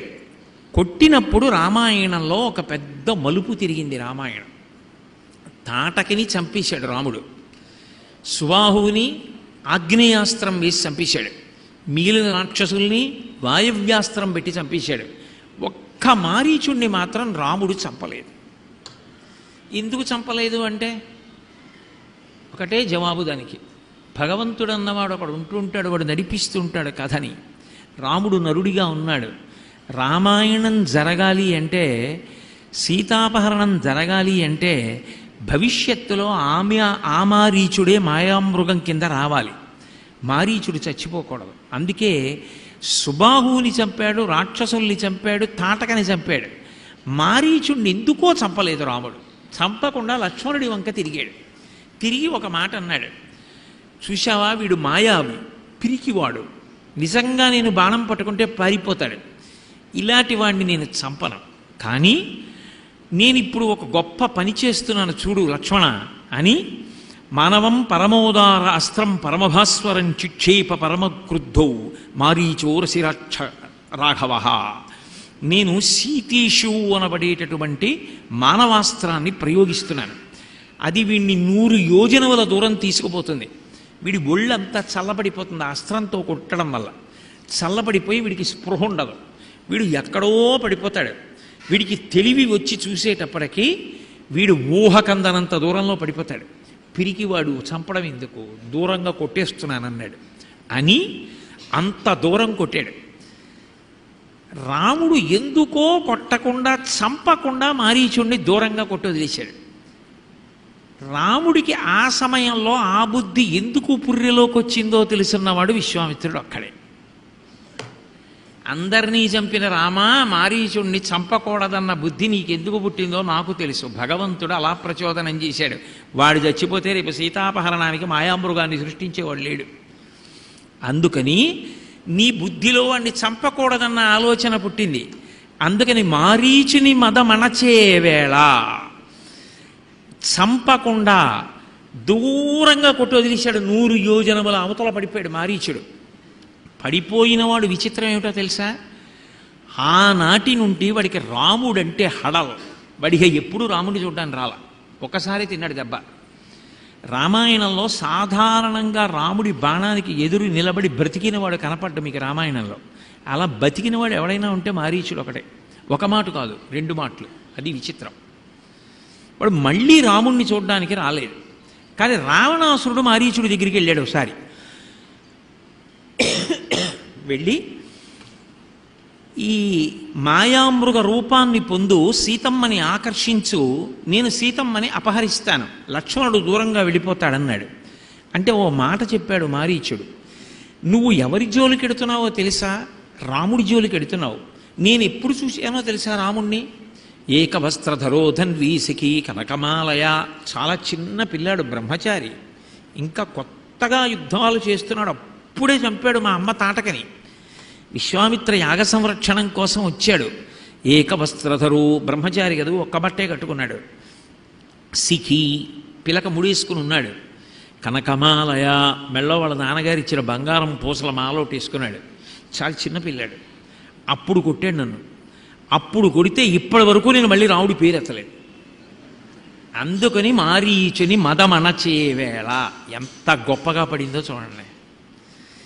బ్రహ్మచారిగా బాలరాముడు ఆ కొడుతున్నప్పుడు అలకలల్లలాడగని ఆ రాణ్ముని ఇటు పొంగెను.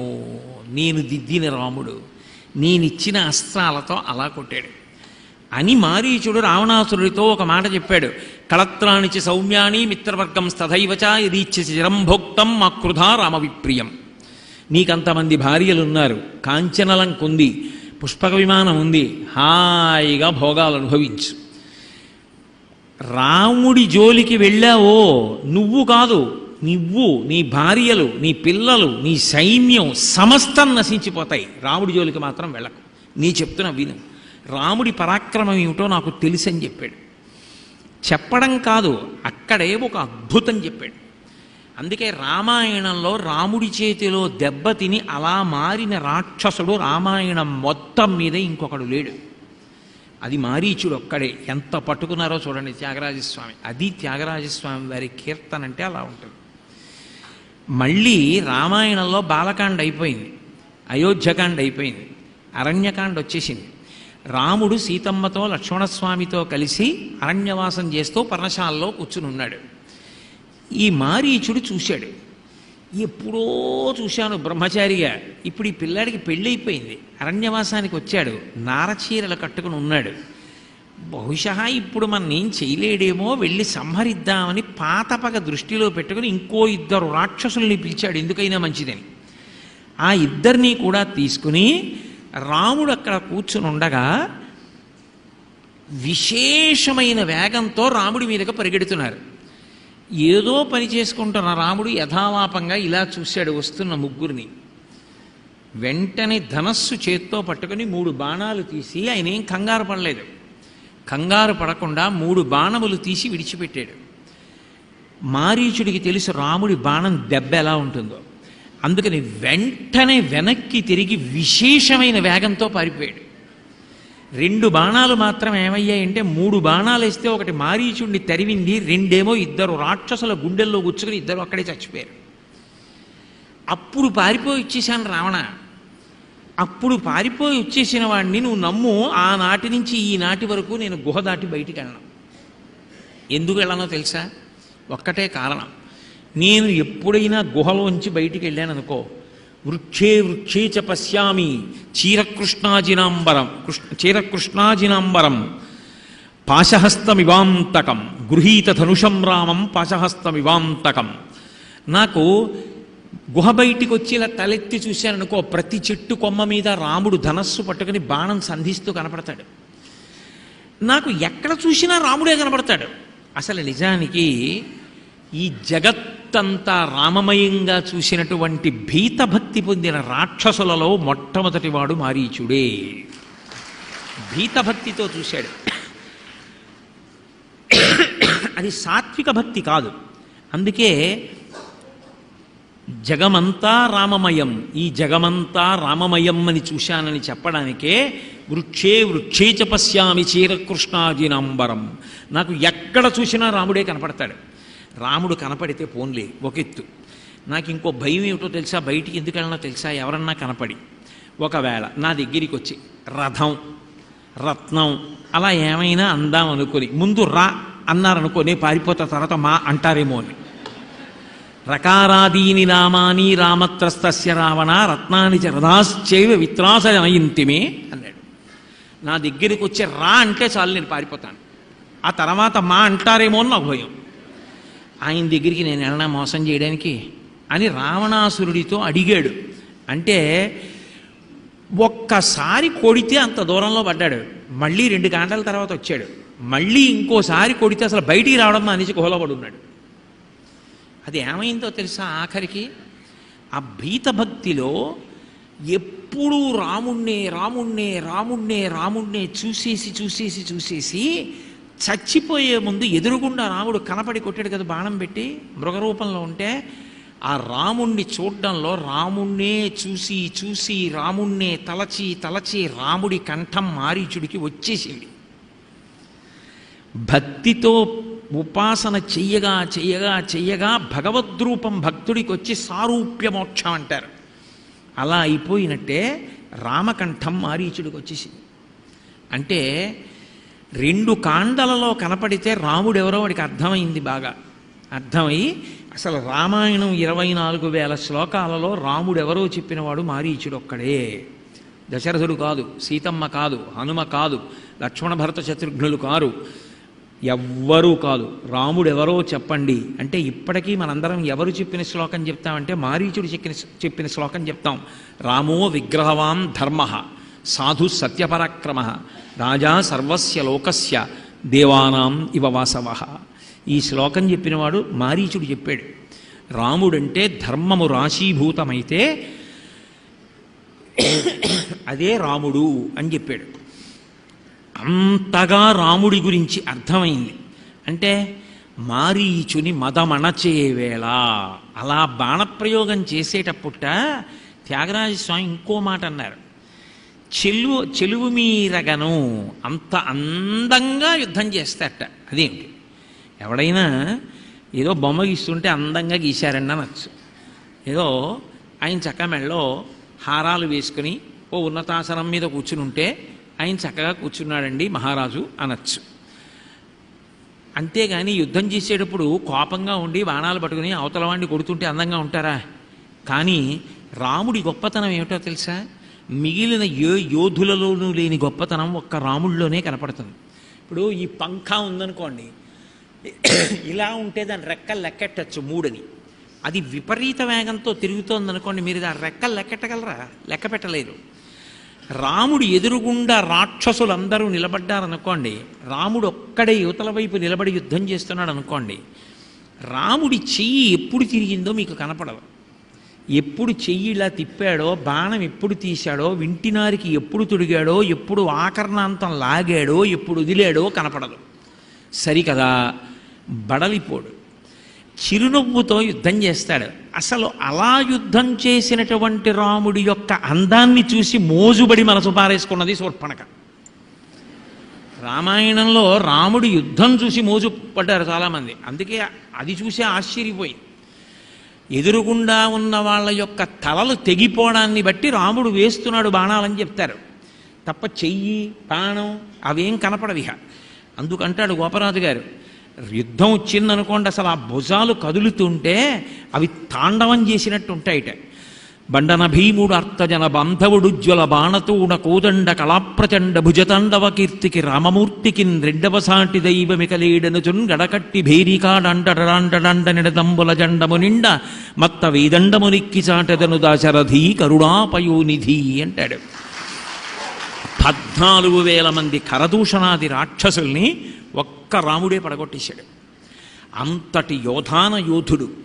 అటువంటి వాడు మారీచుణ్ణి కొడుతున్నప్పుడు చెలువు మీరగను మారీచుని మదమణచే వేళ అలకలల్లలాడగని ఆ రాణ్ముని ఇటు పొంగెను. నేనిచ్చిన అస్త్రబలం ఇవాళ మారీచుణ్ణి కొట్టాడు, రేపు రావణుణ్ణి కొడతాడు. లోకంలో రాక్షసులు లేకుండా తుడిచిపెట్టేయడానికి వచ్చాడు. ఆయన నారాయణుడు, చంపగలడు, కానీ సుదర్శనం పట్టుకోడు రాముడిగా. ఇప్పుడు రాముడికి కావలసినటువంటి సమస్తమైన అస్త్ర విద్య నేను ఇచ్చాను గురువుగా. నేను గురువుగా ఇస్తే రాముడు అలా చంపుతుంటే నాకెంత సంతోషం అని రాముడి ముఖం మీద అలకలల్లలాడగని నేనిచ్చిన విద్య అని గురువుగారు ఎంత పొంగిపోయాడో ఆ శిష్యుణ్ణి చూసుకొని, రామకృష్ణానంద స్వామి ఎంత పొంగిపోయారో త్యాగరాజస్వామిని చూసుకుని, శొంఠి వెంకటరమణయ్య గారు ఎంత పొంగిపోయారో త్యాగరాజస్వామిని చూసుకుని, త్యాగరాజస్వామి ఎంత పొంగిపోయారో తన శిష్యుల్ని చూసుకుని గురు శిష్య సంబంధం యొక్క గొప్పతనాన్ని చెప్తున్నారు త్యాగరాజస్వామి. కాబట్టి అలకలల్లలాడగని ఆ రాణ్ముని మనము ఎంత రాణ్ముని మనసు ఎంత పొంగెనో ఎప్పుడు అంటే చెలువు మీరగను మారీచుని మదమణచేవేళ ఒకటోసారి. అప్పుడు పక్కనే ఉన్నాడుగా విశ్వామిత్రుడు, యజ్ఞం చేస్తున్నాడు, చూశాడు. రెండవసారి ఎప్పుడు అంటే రెండో సందర్భం చెప్తున్నారు. ఒకటి రావణ సంహారానికి కావలసినటువంటి సమస్త్రమైన అస్త్ర విద్యలనన్నిటినీ విశ్వామిత్రుడు రాముడికిచ్చి అవి ఉపయోగించి మారీచుడిని పడగొడుతుంటే చూసి వీడు రావణుడిని కూడా పడగొట్టేస్తాడని ధైర్యానికి వచ్చేసిన సంతోషించినటువంటి విశ్వామిత్రుడు అలకలల్లాడగని పొంగిపోయినటువంటి స్థితి, గురువు యొక్క ఆనందం. రెండోది ఇప్పుడు అసలు రామాయణంలో అవతార ప్రయోజనం పూర్తవ్వాలంటే రాముడు శ్రీరాముడు అవ్వాలి, అంటే సీతారాముల యొక్క వివాహం జరగాలి. సీతారాముల వివాహం జరగడానికి ఒక పెద్ద ఇబ్బంది ఉంది. ఏమిటి ఆ ఇబ్బంది అంటే శివధనస్సును ఎత్తిన వాడికే పిల్లనిస్తానన్నాడు జనకుడు. ఇప్పుడు మీరు రాముడితో ఆ మాట చెప్పారనుకోండి, రాముడు అంటాడు, రాముడు ధర్మాత్ముడు, ఆయన అంటాడు నాకు ఎవరు భార్యగా ఉండాలో మా నాన్నగారు చెప్పాలి తప్ప ఊళ్ళో వాళ్ళకి ఎందుకండి, పైగా నేను ధనస్సెత్తడం ఏమిటి, ఆయన పిల్లనివ్వడం ఏమిటి, నేను పెళ్లి చేసుకోవడం ఏమిటి, మా నాన్నగారు చెప్పాలి నాకు ఎవరు భార్యో, అందుకు నేను చేసుకోనంటాడు. గురువుగారంతటి వాడు అలా అనిపించుకుంటే ఏమైనా గౌరవం ఉంటుందా? ఉండదు. అందుకే విశ్వామిత్రుడు ఎంత తెలివితేటలుగా వ్యవహరించాడంటే సీతారామ కళ్యాణం చేసిన వాడు విశ్వామిత్రుడు అన్న కీర్తి తనకి రావాలి. అందుకే సిద్ధాశ్రమంలో యజ్ఞం పూర్తయిపోయాక నేను జనకుడి దగ్గరికి వెడుతున్నాను. అక్కడ శివధనస్సు అని ఒక ధనస్సు ఉంది, అద్భుతమైన ధనస్సు, అది పరమశివుడు పట్టుకున్న ధనస్సు. అక్కడ యజ్ఞం జరుగుతోంది, వెడుతున్నానన్నాడు. అంటే మరి క్షత్రియులు రాజులు వాళ్ళకి ధనస్సు చూడాలని ఉంటుందా ఉండదా? ఓ యజ్ఞం చేసిన వాడికి శృక్కు శ్రవం అంటే ఇష్టం, ఓ ప్రవచనం చేసేవాడికి రామాయణ వ్యాఖ్యాన గ్రంథాలు ఏమైనా దొరికాయి అనుకోండి ఒకసారి తిప్పి చూస్తాడు సంతోషం కొద్దీ. ఓ పురోహితుడికి పంచాంగం అంటే ఇష్టం, ఓ చదువుకునే పిల్లాడికి కలం అంటే ఇష్టం, ఓ శిల్పాలు చెక్కేవాడికి ఊలంటే ఇష్టం, మహారాజులకు ధనస్సులంటే ఇష్టం. కాబట్టి శివధనస్సు అక్కడ ఉందంటే చూడడానికి ఎడతాడా వెళ్ళడా? కాబట్టి రామలక్ష్మణులు ఇద్దరూ గురువుగారితో వెళ్ళారు. వెళ్ళిన తర్వాత అబ్బాయి ఈ ధనస్సు ఎత్తితే నీకు పిల్లనిస్తారా, సీతమ్మ చాలా గొప్పది అన్నాడు అనుకోండి విశ్వామిత్రుడు. గురువుగారిది మా నాన్నగారు చూడవలసిన విషయం కదా అన్నాడు అనుకోండి రాముడు, విశ్వామిత్రుడు పరువు ఏమైపోతుంది? అందుకే పైకి అనడు విశ్వామిత్రుడు, ఎంత గౌరవాన్ని నిలబెట్టుకున్నాడో. కానీ కళ్యాణం జరగాలి. అందుకే తెలివితేటలుగా ఏం చేశాడంటే మాట్లాడేసి ఏదో ఆ జనకుడితో మాట్లాడినట్టు మాట్లాడి ఏ తద్దర్శయ భద్రం తే కృతకామలు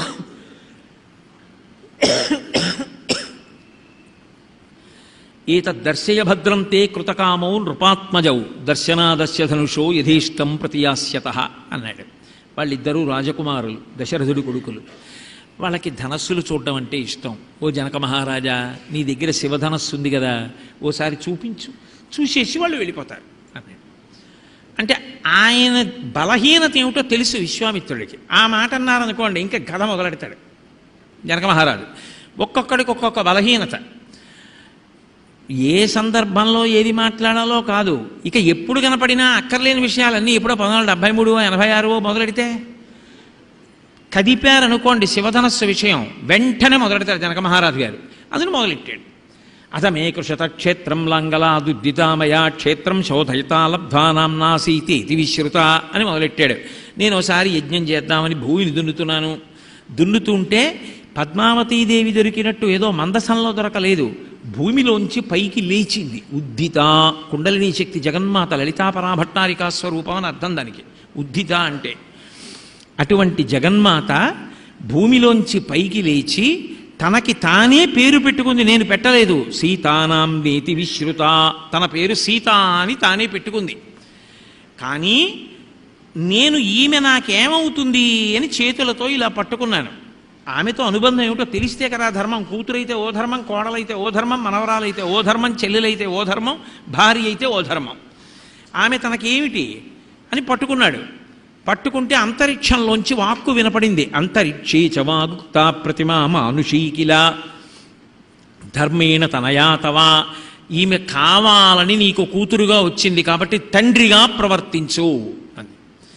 ఇప్పుడు తండ్రిగా ప్రవర్తించాలంటే ఆమెకి పెళ్లి చేయాలి. పెళ్లి చేయాలంటే ఆమె అందరిలా పుట్టింది కాదు, అయోనిజ, ఒక స్త్రీ నుండి ప్రభవించినది కాదు, ఆమె భూమి నుంచి వచ్చింది. కాబట్టి ఈమె నరులకు వివాహం చేయడం కుదరదు.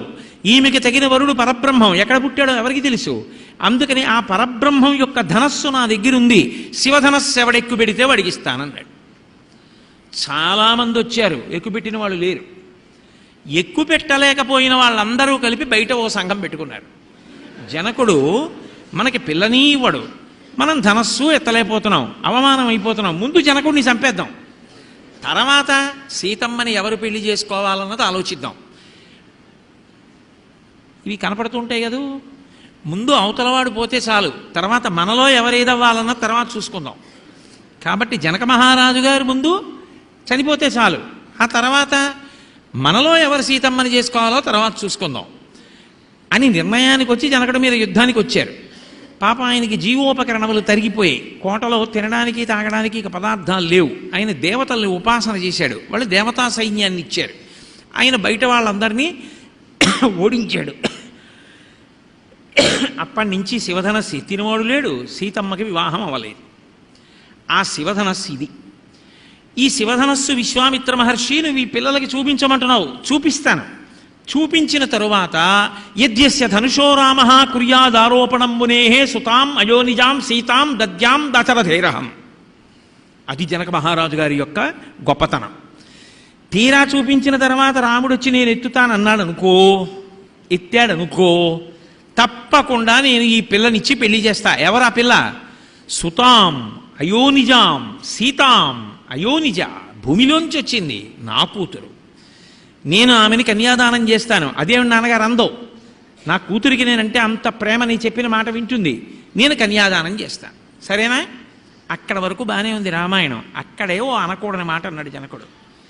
క్వగతిర్మానుషానంచ ధనుషాస్య ప్రపూరణే ఆరోపణే సమాయోగే వేపనే తోలనేపివా అన్నాడు. మహామహులు శివధనస్సు ఎత్తలేకపోయారు. నరుడు మనుష్యుడు ఈ రాముడు ఎత్తుతాడా? ఏ చూపించవన్నావు కాబట్టి చూపిస్తున్నా అన్నాడు. 5,000 మంది యోధులు 8 చక్రాలు ఉన్నటువంటి మంజూష పెట్టెని లాక్కొచ్చారు సభలోకి. ఆ పెట్టె విప్పితే అందులో ఉంది శివధనస్సు. ఇప్పుడు విశ్వామిత్రాస్తు ధర్మాత్మా శ్రుత్వా జనకభాషితం వత్సరామ ధనుపశ్యా ఇతి రాఘవమబ్రవీత్. అది పట్టుకున్నారు త్యాగరాజస్వామి. దశరథుడు చెప్పిన మాటలన్నీ విన్నాడు. విశ్వామిత్రస్తు ధర్మాత్మ, ధర్మాత్ముడైన విశ్వామిత్రుడు.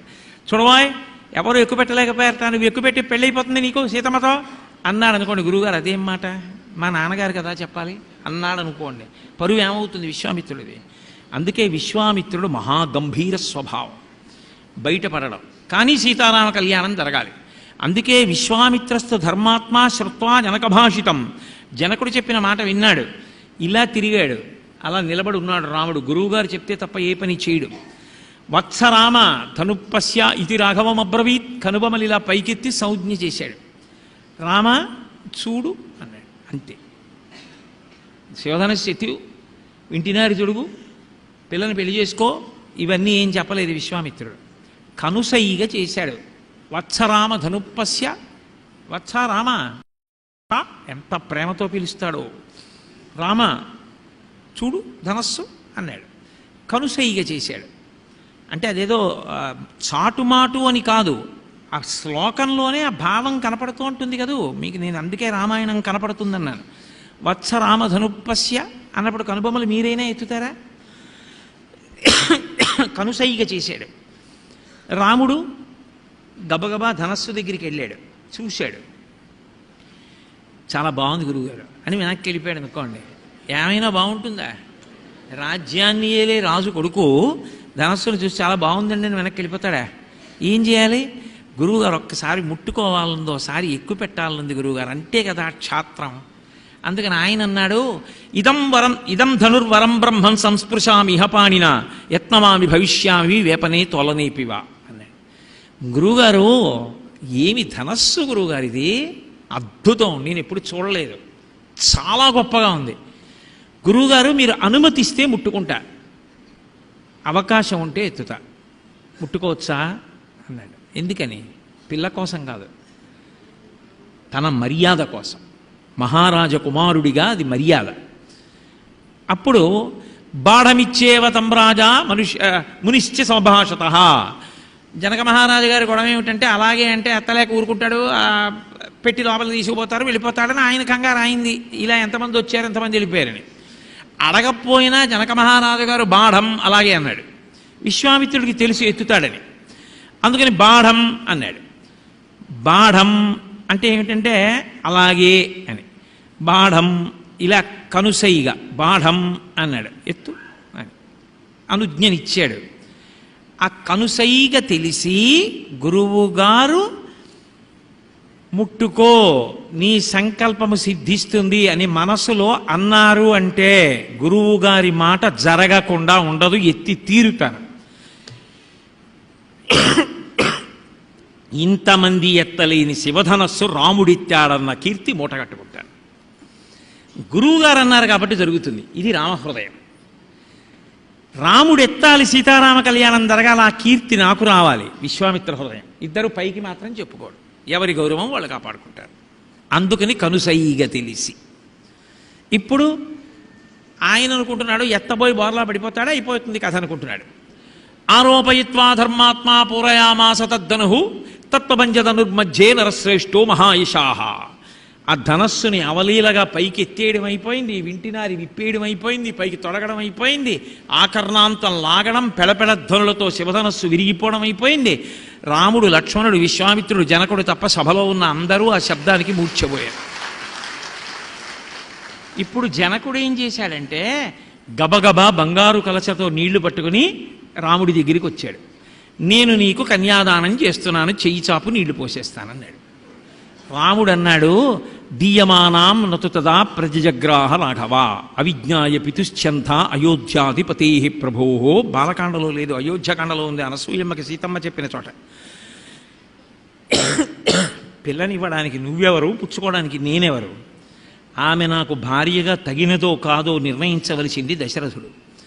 దశరథుడు వచ్చి, రామా ఈమె నీకు తగిన ఇల్లాలు, ఈమెను నువ్వు స్వీకరించు అంటే అప్పుడు తాళి కడతాను, అప్పుడు పాణిగ్రహణం చేస్తాను. అంతేగాని శివధనస్సు ఎక్కువ పెట్టానంటే నేను రాజకుమారుణ్ణి ఎక్కువ పెట్టాను, అంతేగాని పిల్లని పుచ్చుకోవడం భార్యగా తప్పు నేను కాదు నిర్ణయించుకోవలసింది.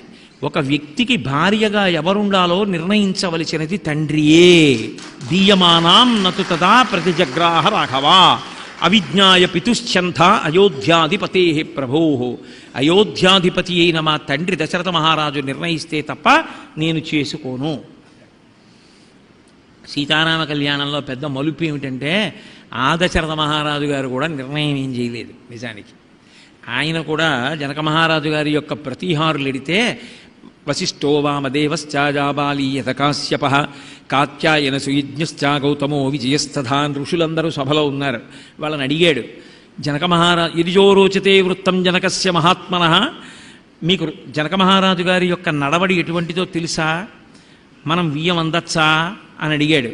మా భూత్కాలస్య పర్యయ, పెళ్లి విషయంలో ఆలస్యం చేయకూడదు రేపు మాపు అని మీకు తెలుసా చెప్పండి అన్నాడు. అయ్యో జనకుడు చాలా మంచివాడన్నాడు ఋషులు. అయితే మీరు ముందు బయలుదేరండి, వెనక నేను వస్తున్నాను, ఒకవేళ పెళ్లి చేయవలసి వస్తే కావలసిన సంబారాలన్నీ పట్టుకుపదండి అన్నాడు.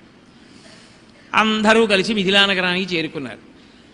జనక మహారాజు గారు సీతమ్మని పెళ్లి చూపులు చూడటం చూసి నేను మీ అమ్మాయిని కోడలుగా చేసుకుంటానన్నమో చేయలేరు దశరథ మహారాజు గారు. చిత్రం ఏమిటంటే అటుపక్క జనకుడు కూర్చున్నాడు. జనకుడు కోరి కోరి తన తమ్ముడు కుశధ్వజుణ్ణి పిలిపించుకున్నాడు.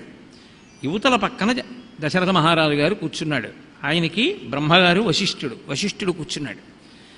నా కూతుర్ని సీతమ్మని, రెండవ కుమార్తె ఆ ఊర్మిళని నీ కుమారులైన రామలక్ష్మణులకి ధర్మపత్నులుగా ఇవ్వాలనుకుంటున్నాను అన్నాడు జనకుడు. అంటే దశరథ మహారాజు గారు ఒక గొప్ప మాట అన్నాడు. దాతృ ప్రతిగృహీతృభ్యాం. అయినా అదేమిటా నువ్వు అలా అంటావు? లోకంలో పుచ్చుకునేవాడు ఇచ్చేవాడి దగ్గర వినయంతో ఉండాలి. నా కొడుక్కి భార్యని, నాకు కోడల్ని ఇస్తున్నవాడివి నువ్వు ఇవ్వకపోతే మా వంశం ఎలా నిలబడుతుంది? ఇస్తున్నవాడివి నువ్వు, కోడల్ని నేను, ధర్మపత్నిని వాడు పుచ్చుకుంటున్నాం. మేము నీ దగ్గర తలదించుకుని వినయంతో ఉండాలి. నువ్వు వినయంతో మాట్లాడతావేమిటి? ఆడపిల్లని కన్న తండ్రి తలెత్తుకుని గౌరవంగా ధైర్యంగా మాట్లాడాలోయ్ అని నువ్వు ఇస్తానండం నేను పుచ్చుకోవడం కాదు, అసలు మా వంశం ఎంత గొప్పదో నీకు తెలియాలి, నీ వంశం మాకు తెలియాలి, ఉభయ వంశములు ఇద్దరికి నచ్చితే అప్పుడు పెళ్ళి, కాబట్టి అసలు మా వంశం విను అన్నాడు. అది భారతీయ ధర్మం. ఎంత మర్యాదతో నడిచిందో చూడండి సీతారామ కళ్యాణం. అంటే అప్పుడు వశిష్ఠ మహర్షి లేచి చెప్పాడు, మొట్టమొదట అవ్యక్తం, ఈ సృష్టి లేదు, ఈ అవ్యక్తము నుండి మొట్టమొదట వచ్చిన వాళ్ళు బ్రహ్మ, బ్రహ్మకు మరీచి, మరీచికి కశ్యపుడు, కశ్యపునికి సూర్యుడు, సూర్యునికి మనువు, మనువుకి ఇక్ష్వాకు, ఇక్ష్వాకువుకి కుక్షి, కుక్షికి వికుక్షి, వికుక్షికి బాణుడు, బాణునికి అనరణ్యుడు, అనరణ్యునికి పృథువు, పృథువుకి త్రిశంకువు, త్రిశంకువుకి దుందుమారుడు, దుందుమారుడికే యువనాశ్వుడు అని పేరు, దుందుమారుడు లేక యువనాశ్వుడు, ఆయనకి మాంధాత, మాంధాతకి సుసంధి, సుసంధికి ధ్రువసంధి ప్రసేనజిత్ అని ఇద్దరు కొడుకులు, ధ్రువసంధికి భరతుడు, భరతునికి అసితుడు, అసితునికి సగరుడు, సగరుడికి అసమంజసుడు, అసమంజసునికి అంశుమంతుడు, అంశుమంతునికి దిలీపుడు, దిలీపునికి భగీరథుడు, భగీరథునికి కకుత్సుడు, కకుత్సునికి రఘువు, రఘువుకి ప్రవృద్ధుడు, ప్రవృద్ధునికి శంఖనుడు, శంఖనుడికి సుదర్శనుడు, సుదర్శనుడికి అగ్నివర్ణుడు, అగ్నివర్ణుడికి శీఘ్రగుడు, శీఘ్రగుడికి మరువు, మరువుకి ప్రశుశ్రుకుడు, ప్రశుశ్రుకునికి అంబరీషుడు, అంబరీషునికి నహుషుడు, నహుషుడికి యయాతి, యయాతికి నాభాగుడు, నాభాగునికి అజుడు, అజుడికి దశరథుడు, దశరథుడికి రామలక్ష్మణ భరత శత్రుఘ్నుడు. ఇది ఇక్ష్వాకు వంశం. ఇలా వచ్చింది. ఇప్పుడు ఈ వంశం అంతా నువ్వు విన్నావు కదా, నీ పిల్లనివ్వడానికి అభ్యంతరమా?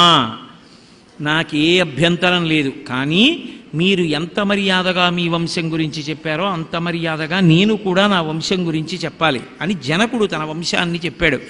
మాకు మొట్టమొదటి వాడు నిమి, నిమికి మిధి, మిధికి ఉదావసు, ఉదావసువుకి నందివర్ధనుడు, నందివర్ధనుడికి సుకేతు, సుకేతునికి దేవరాతుడు, దేవరాతునికి బృహద్రథుడు, బృహద్రథునికి మహావీరుడు, మహావీరునికి సుధృతి, సుధృతికి దుష్టకేతువు, దుష్టకేతువుకి హర్యశ్వడు, హర్యశ్వరునికి మరుడు, మరునికి ప్రతీంధకుడు, ప్రతీంధకునికి కీర్తిరథుడు, కీర్తిరథునికి మహీధ్రకుడు, మహీధ్రకునికి విభుదుడు, విభుదునికి దేవమీఢుడు, దేవమీఢునికి కీర్తిరాతుడు, కీర్తిరాతునికి మహారోముడు, మహారోమునికి స్వర్ణరోముడు, స్వర్ణరోమునికి హ్రస్వరోముడు, హ్రస్వరోముడికి ఇద్దరు కొడుకులు, పెద్దవాణ్ణి జనకుణ్ణి నేను, మా తమ్ముడు కుశధ్వజుడు, మేమిద్దరం అన్నదమ్ములం. ఇగో నాకు ఇద్దరు కూతుళ్ళు, సీత ఊర్మిళ, ఆయనకి ఇద్దరు కూతుళ్ళు, మాండవి శృతకీర్తి. అంటే విశ్వామిత్రుడు లేచి అడిగాడు, నీ కూతుళ్ళని ఇస్తానంటున్నావు కదా, నీ తమ్ముడు కూతుళ్ళు కూడా నీ కూతుళ్ళ లాంటి వాళ్లే, అక్కడ భరతస్య కుమారస్య శత్రుఘ్నస్య చ ధీమతః వరయామస్సుతే రాజన్ త్వయోరద్ధే మహాత్మనోహో, ఇంకో ఇద్దరు పిల్లలు ఉన్నారు కదా మగపిల్లలు, నీ తమ్ముడు కూతుళ్ళను కూడా వాళ్ళకి నువ్వు పెదనాన్నగా నీది అధికారం అన్నాడు. తప్పకుండా ఇస్తాను, తిర్దదామిర సంశయ, 3 మాటలు అంటున్నారు, ఇస్తాను ఇస్తాను ఇస్తాను, ఇక తిరుగులేదు అని. అప్పుడు సీతమ్మని రామచంద్రమూర్తికి, ఊర్మిళని లక్ష్మణస్వామికి, మాండవిని భరతుడికి, శృతకీర్తుడిని శత్రుఘ్నుడికి ఇచ్చి చేయడానికి వివాహం నిశ్చయం జరిగింది. ఇంత జరిగి అసలు 4 కొడుకులకి పెళ్లిళ్ళై దశరథుడు సంతోషించి సీతారామ కళ్యాణం జరిగి రామాయణం ముందుకెళ్ళి రావణ సంహారం జరగడానికి కావలసిన ప్రాతిపదిక అంతా ఎక్కడ జరిగింది అంటే మౌనంగా విశ్వామిత్రుడు అండంలో జరిగింది. ఆయన ఆ రోజున వత్సరామ ధనుపస్య అని ఇలా అనకపోతే లేదు, రామాయణం సీతారామ కళ్యాణం ఏమో ఎలా ఎప్పటికి జరుగునో దాన్ని చేసిన వాడు విశ్వామిత్రుడు. అప్పుడు శివధనస్సుని ఎత్తుతుంటే బాలరాముడు, ఇప్పుడిక సీతారామ కళ్యాణం అవుతుంది సుమా, లోకానికి క్షేమం చేకూరుతుంది, రావణ సంహారం అవుతుంది, రాముడు వచ్చిన అవతార ప్రయోజనం పూర్తవుతుంది, సీతమ్మ అయోనిజగాయకుడు పుట్టినందుకు ధన్యత చేకూరింది, సీతారాములు ఒకటవుతున్నారు అని సంతోషించి త్రికాలవేది భూత భవిష్యత్ వర్తమాన కాలములు తెలుసున్నటువంటి విశ్వామిత్రుడు శివధనస్సును ఎత్తుతున్నటువంటి బాలరాముని యొక్క నుదురి మీద పడిన అలకలు చూసి పొంగిపోయిన సంతోషం ఉన్నదే, ఆ సంతోషానికి త్యాగరాజస్వామి వారు సంతోషించి కీర్తన తీసుకురావడం అంటే ఆయనకి రామాయణం మీద ఎంత పట్టు ఉంటే అటువంటి కీర్తన వచ్చింది. ఆయన ఎంత ఉపాసన చేస్తారు ఒక కీర్తన చేయడం అంటే. అందుకే త్యాగరాజస్వామి వారి యొక్క కీర్తన పాడుకోవడము అంటే నాకు తెలిసినంత వరకు రామాయణం అంతా జ్ఞాపకం వచ్చి ఆ కీర్తన అందులో ఉన్నటువంటి చరణాన్ని అని అని అని అని అని అని కళ్ళంబట నీళ్ళొచ్చి ఆనంద భాష్పాలు కారుతూ రామాయణం అంతా ఇక్కడ దర్శనం అయిపోయి ఆనందంలో ఇంకా పాడలేక వదిలిపెట్టేసేటటువంటి స్థితి కలిగితే త్యాగరాజస్వామి వారి కీర్తన పాడినట్టు. ఎందుకని ఒక్కొక్క చరణంలో ఎన్నెన్ని విశేషాలైన పొందుపరిచారు. నిజంగా మాజానకి చట్టాపట్టగాను ఓ కీర్తన చేస్తారు. మీరు ఏ కీర్తన చూడండి, ఆయనకి రామాయణం మీద, భాగవతం మీద, పురంధరదాస్ గారి కీర్తనల్లో ఉన్న వాంగ్మయం మీద, వీటి మీద ఆయనకున్నటువంటి పట్టు ప్రకాశిస్తూ ఉంటుంది. మహానుభావుడు అంత అద్భుతమైన కీర్తనలను ఇచ్చారు. అది విచిత్రం ఏమిటంటే తెలుగులో కీర్తనలను ఇచ్చారు. తెలుగులో ఆయన కీర్తనలను ఇస్తే ఇవాల్టి రోజున నిజానికి త్యాగరాజస్వామి వారి ఆరాధనోత్సవము అనేటప్పటికీ అందరూ ఏ ప్రదేశం వంక తిరుగుతారు? తిరువయ్యూరులో జరుగుతూ ఉంటాయి అంటారు. కానీ నేను చాలా చాలా ఆశ్చర్యపడింది వెంకటేశ్వర్లు గారు మా ఇంటికి వచ్చి చెప్పినప్పుడు విని నేను ఎంతో సంతోషించింది. ఎక్కడంటే 100 సంవత్సరముల నుండి భీమవరంలో ఇలా జరుగుతున్నాయి ఆరాధనోత్సవాలని విని. నాకు తెలిసి ఈ ఖ్యాతి బహుశः ఒక్క భీమవరం పట్టణానికే చెందింది ఆంధ్రదేశంలో. ఇది ఇక్కడతో పోతుందని మీరు అనుకోకండి. ఎందుకనంటే నేను పక్షి లాంటి వాడిని, అనేక ఊళ్ళు తిరుగుతూ ఉంటాను ప్రవచనానికి. నేను ఎక్కడికి వెళ్ళినా ఈ ఆనందం నాలో పట్టక గర్వంగా చెప్పుకుంటాను మా భీమవరంలో ఉందని. మా భీమవరం అనడానికి నువ్వు భీమవరంలో ఉన్నావా అంటారేమో. నేను మానసికంగా భీమవరంలో మీ అందరితో కలిసి ఉంటున్నవాడ కిందే లెక్క. అందుకని మా భీమవరంలో ఉంది 100 సంవత్సరాల త్యాగరాజ గానసభ ఉన్నది అని చెప్తాను. అంత గొప్ప సభ, అంతటి మహానుభావుడు. అసలు శరీరంతో వచ్చినందుకు చిట్ట చివరి ప్రయోజనం పరబ్రహ్మమునందు ఐక్యమైపోవడమే. అది కొన్ని వేల మంది చూస్తుండగా, శిష్యులందరూ చూస్తుండగా, రామనామ సంకీర్తనం జరుగుతుండగా కపాలభేదనం చేసి ప్రాణములను ఆ బ్రహ్మస్థానం వరకు తీసుకెళ్ళి భేదించి రామచంద్రమూర్తి యందు ఐక్యం చేసినటువంటి మహానుభావుడు త్యాగరాజస్వామి. కర్ణాటకకి చెందిన నాగరత్నమ్మ గారని ఆ తల్లి విశేష శ్రమ చేసి తిరువయ్యూరులో త్యాగరాజస్వామి వారి యొక్క సమాధి ప్రదేశాన్నంతటినీ కూడా అంత అద్భుతమైనటువంటి రీతిలో తీర్చిదిద్దారు ఆవిడ. అంత గొప్ప జీవితం. అథవా నేను మీతో మనవి చేసేది ఒకటే, మీరు ఇంత కష్టపడి ఆరాధనోత్సవాలు చేస్తున్నారు, చాలా చాలా సంతోషం. ఇదేం సామాన్యమైన విషయం కాదు. ఇప్పటికే దాని గురించి నేను అనేక పర్యాయాలు నా ప్రవచనంలో ప్రస్తావన చేశాను.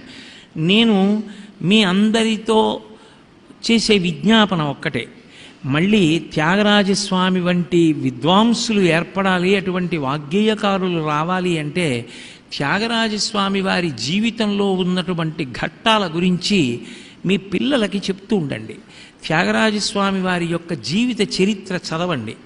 వారు ఏ ఏ సందర్భాల్లో ఏ ఏ కీర్తనలు చేశారు అన్న దాని మీద సాధికారకత ఉన్నది.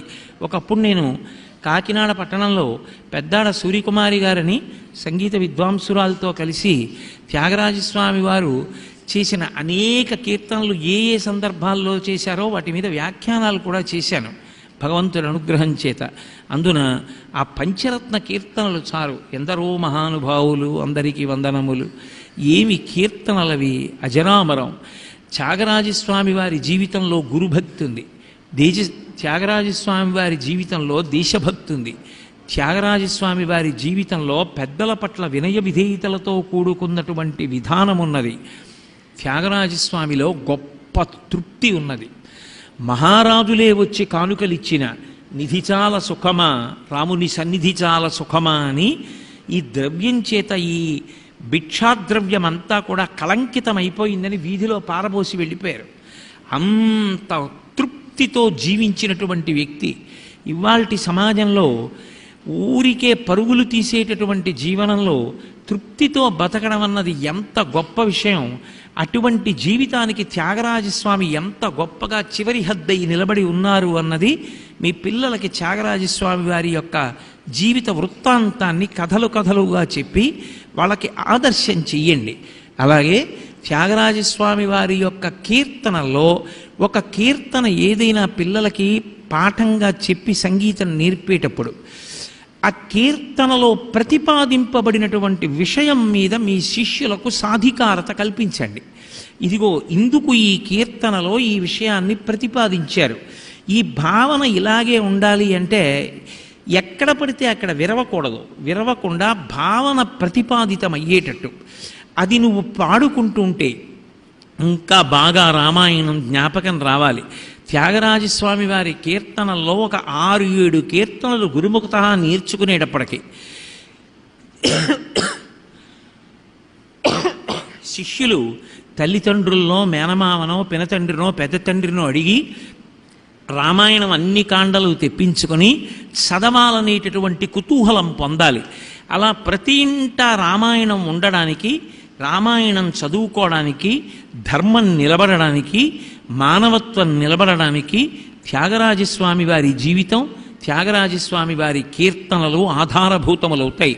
ఇప్పటికీ పెద్దలు ఒక మాట అంటారు, మానవత్వం నిలబడాలి అంటే రామాయణం చదవండి అంటారు, మానవత్వం నిలబడడానికి రామాయణాన్ని ప్రబోధం చెయ్యండి అంటారు. అటువంటి రామాయణం మీద పిల్లలకి ఉత్సాహం కలగాలి అంటే, రామాయణం బాగా చదవాలన్న అనురక్తి కలగాలి అంటే త్యాగరాజస్వామి వారి కీర్తనలు బాగా నేర్పడమే తేలికైనటువంటి మార్గం. ఇవాళ తిరువయ్యూరులో ఎలా జరుగుతున్నాయో అలా ఆంధ్రదేశంలో కూడా త్యాగరాజస్వామి ఆరాధనోత్సవాలు అంత గొప్పగా జరగడంలో భీమవరం పట్టణం ఎనలేని స్థానాన్ని పొంది అందరికీ మార్గదర్శనం చేస్తూ నిలబడుతుందని, ఏటికి 7 ఇంకా ఇంకా వృద్ధిలోకి వచ్చి అద్భుతమైన రీతిలో ఈ కార్యక్రమాలు చేయడానికి కావలసిన సమస్త విభూతులను త్యాగరాజస్వామి, ఆ సీతారామచంద్ర పరబ్రహ్మము అనుగ్రహించాలి అని నేను ఆ భగవంతునికి, త్యాగరాజస్వామి వారికి పాదములకు శిరస్సు తాటించి నమస్కరిస్తూ, ఇంకా ఇంతకన్నా మాట్లాడడానికి ఇవాళ నాకు కంఠం అంత సౌలభ్యంగా లేదు, మాట్లాడుతున్నప్పుడు కంఠం మండుతోంది కొద్దిగా అనారోగ్యంగా ఉన్న కారణం చేత, అందుకని ఇంకింతకన్నా మాట్లాడలేకపోతున్నందుకు నన్ను మన్నించవలసిందిగా కోరుతూ, ఇంత పవిత్రమైన సభలో ఏకశబ్ద సమ్యజ్ఞాత సృష్టప్రయుక్త స్వర్గే లోకే కామదుగ్భవతి, ఒక్క మాట భక్తితో త్రికరణ శుద్ధిగా నమ్మి మాట్లాడినా అది సమస్త ఈప్సితములు నెరవేరడానికి కారణమవుతుందని ప్రగాఢంగా విశ్వసిస్తూ, మీ అందరూ ఇంతసేపు నేను మధ్య మధ్యలో దగ్గుతూ ప్రవచనం చేసిన ఇంత భక్తితో ఇంత ప్రేమతో విన్నందుకు మీ అందరికీ నా హృదయపూర్వకమైన కృతజ్ఞతలను ఆవిష్కరిస్తూ, మంగళాశాసనపరై మదాచార్య పురోగమై సర్వైశ్చ పూర్వైరాచార్యై సత్కృతాయాస్తు మంగళం. మంగళం కోసలేంద్రాయ మహనీయ గుణాత్మనే చక్రవర్తి తనూజాయ సర్వభౌమాయ మంగళం. ఉమాకాంతాయ కాంతాయ కామితార్థప్రదాయినే శ్రీగిరీశాయ దేవాయ మలినాథాయ మంగళం. సర్వం శ్రీ ఉమామహేశ్వర పరబ్రహ్మార్పణమస్తు. స్వస్తి.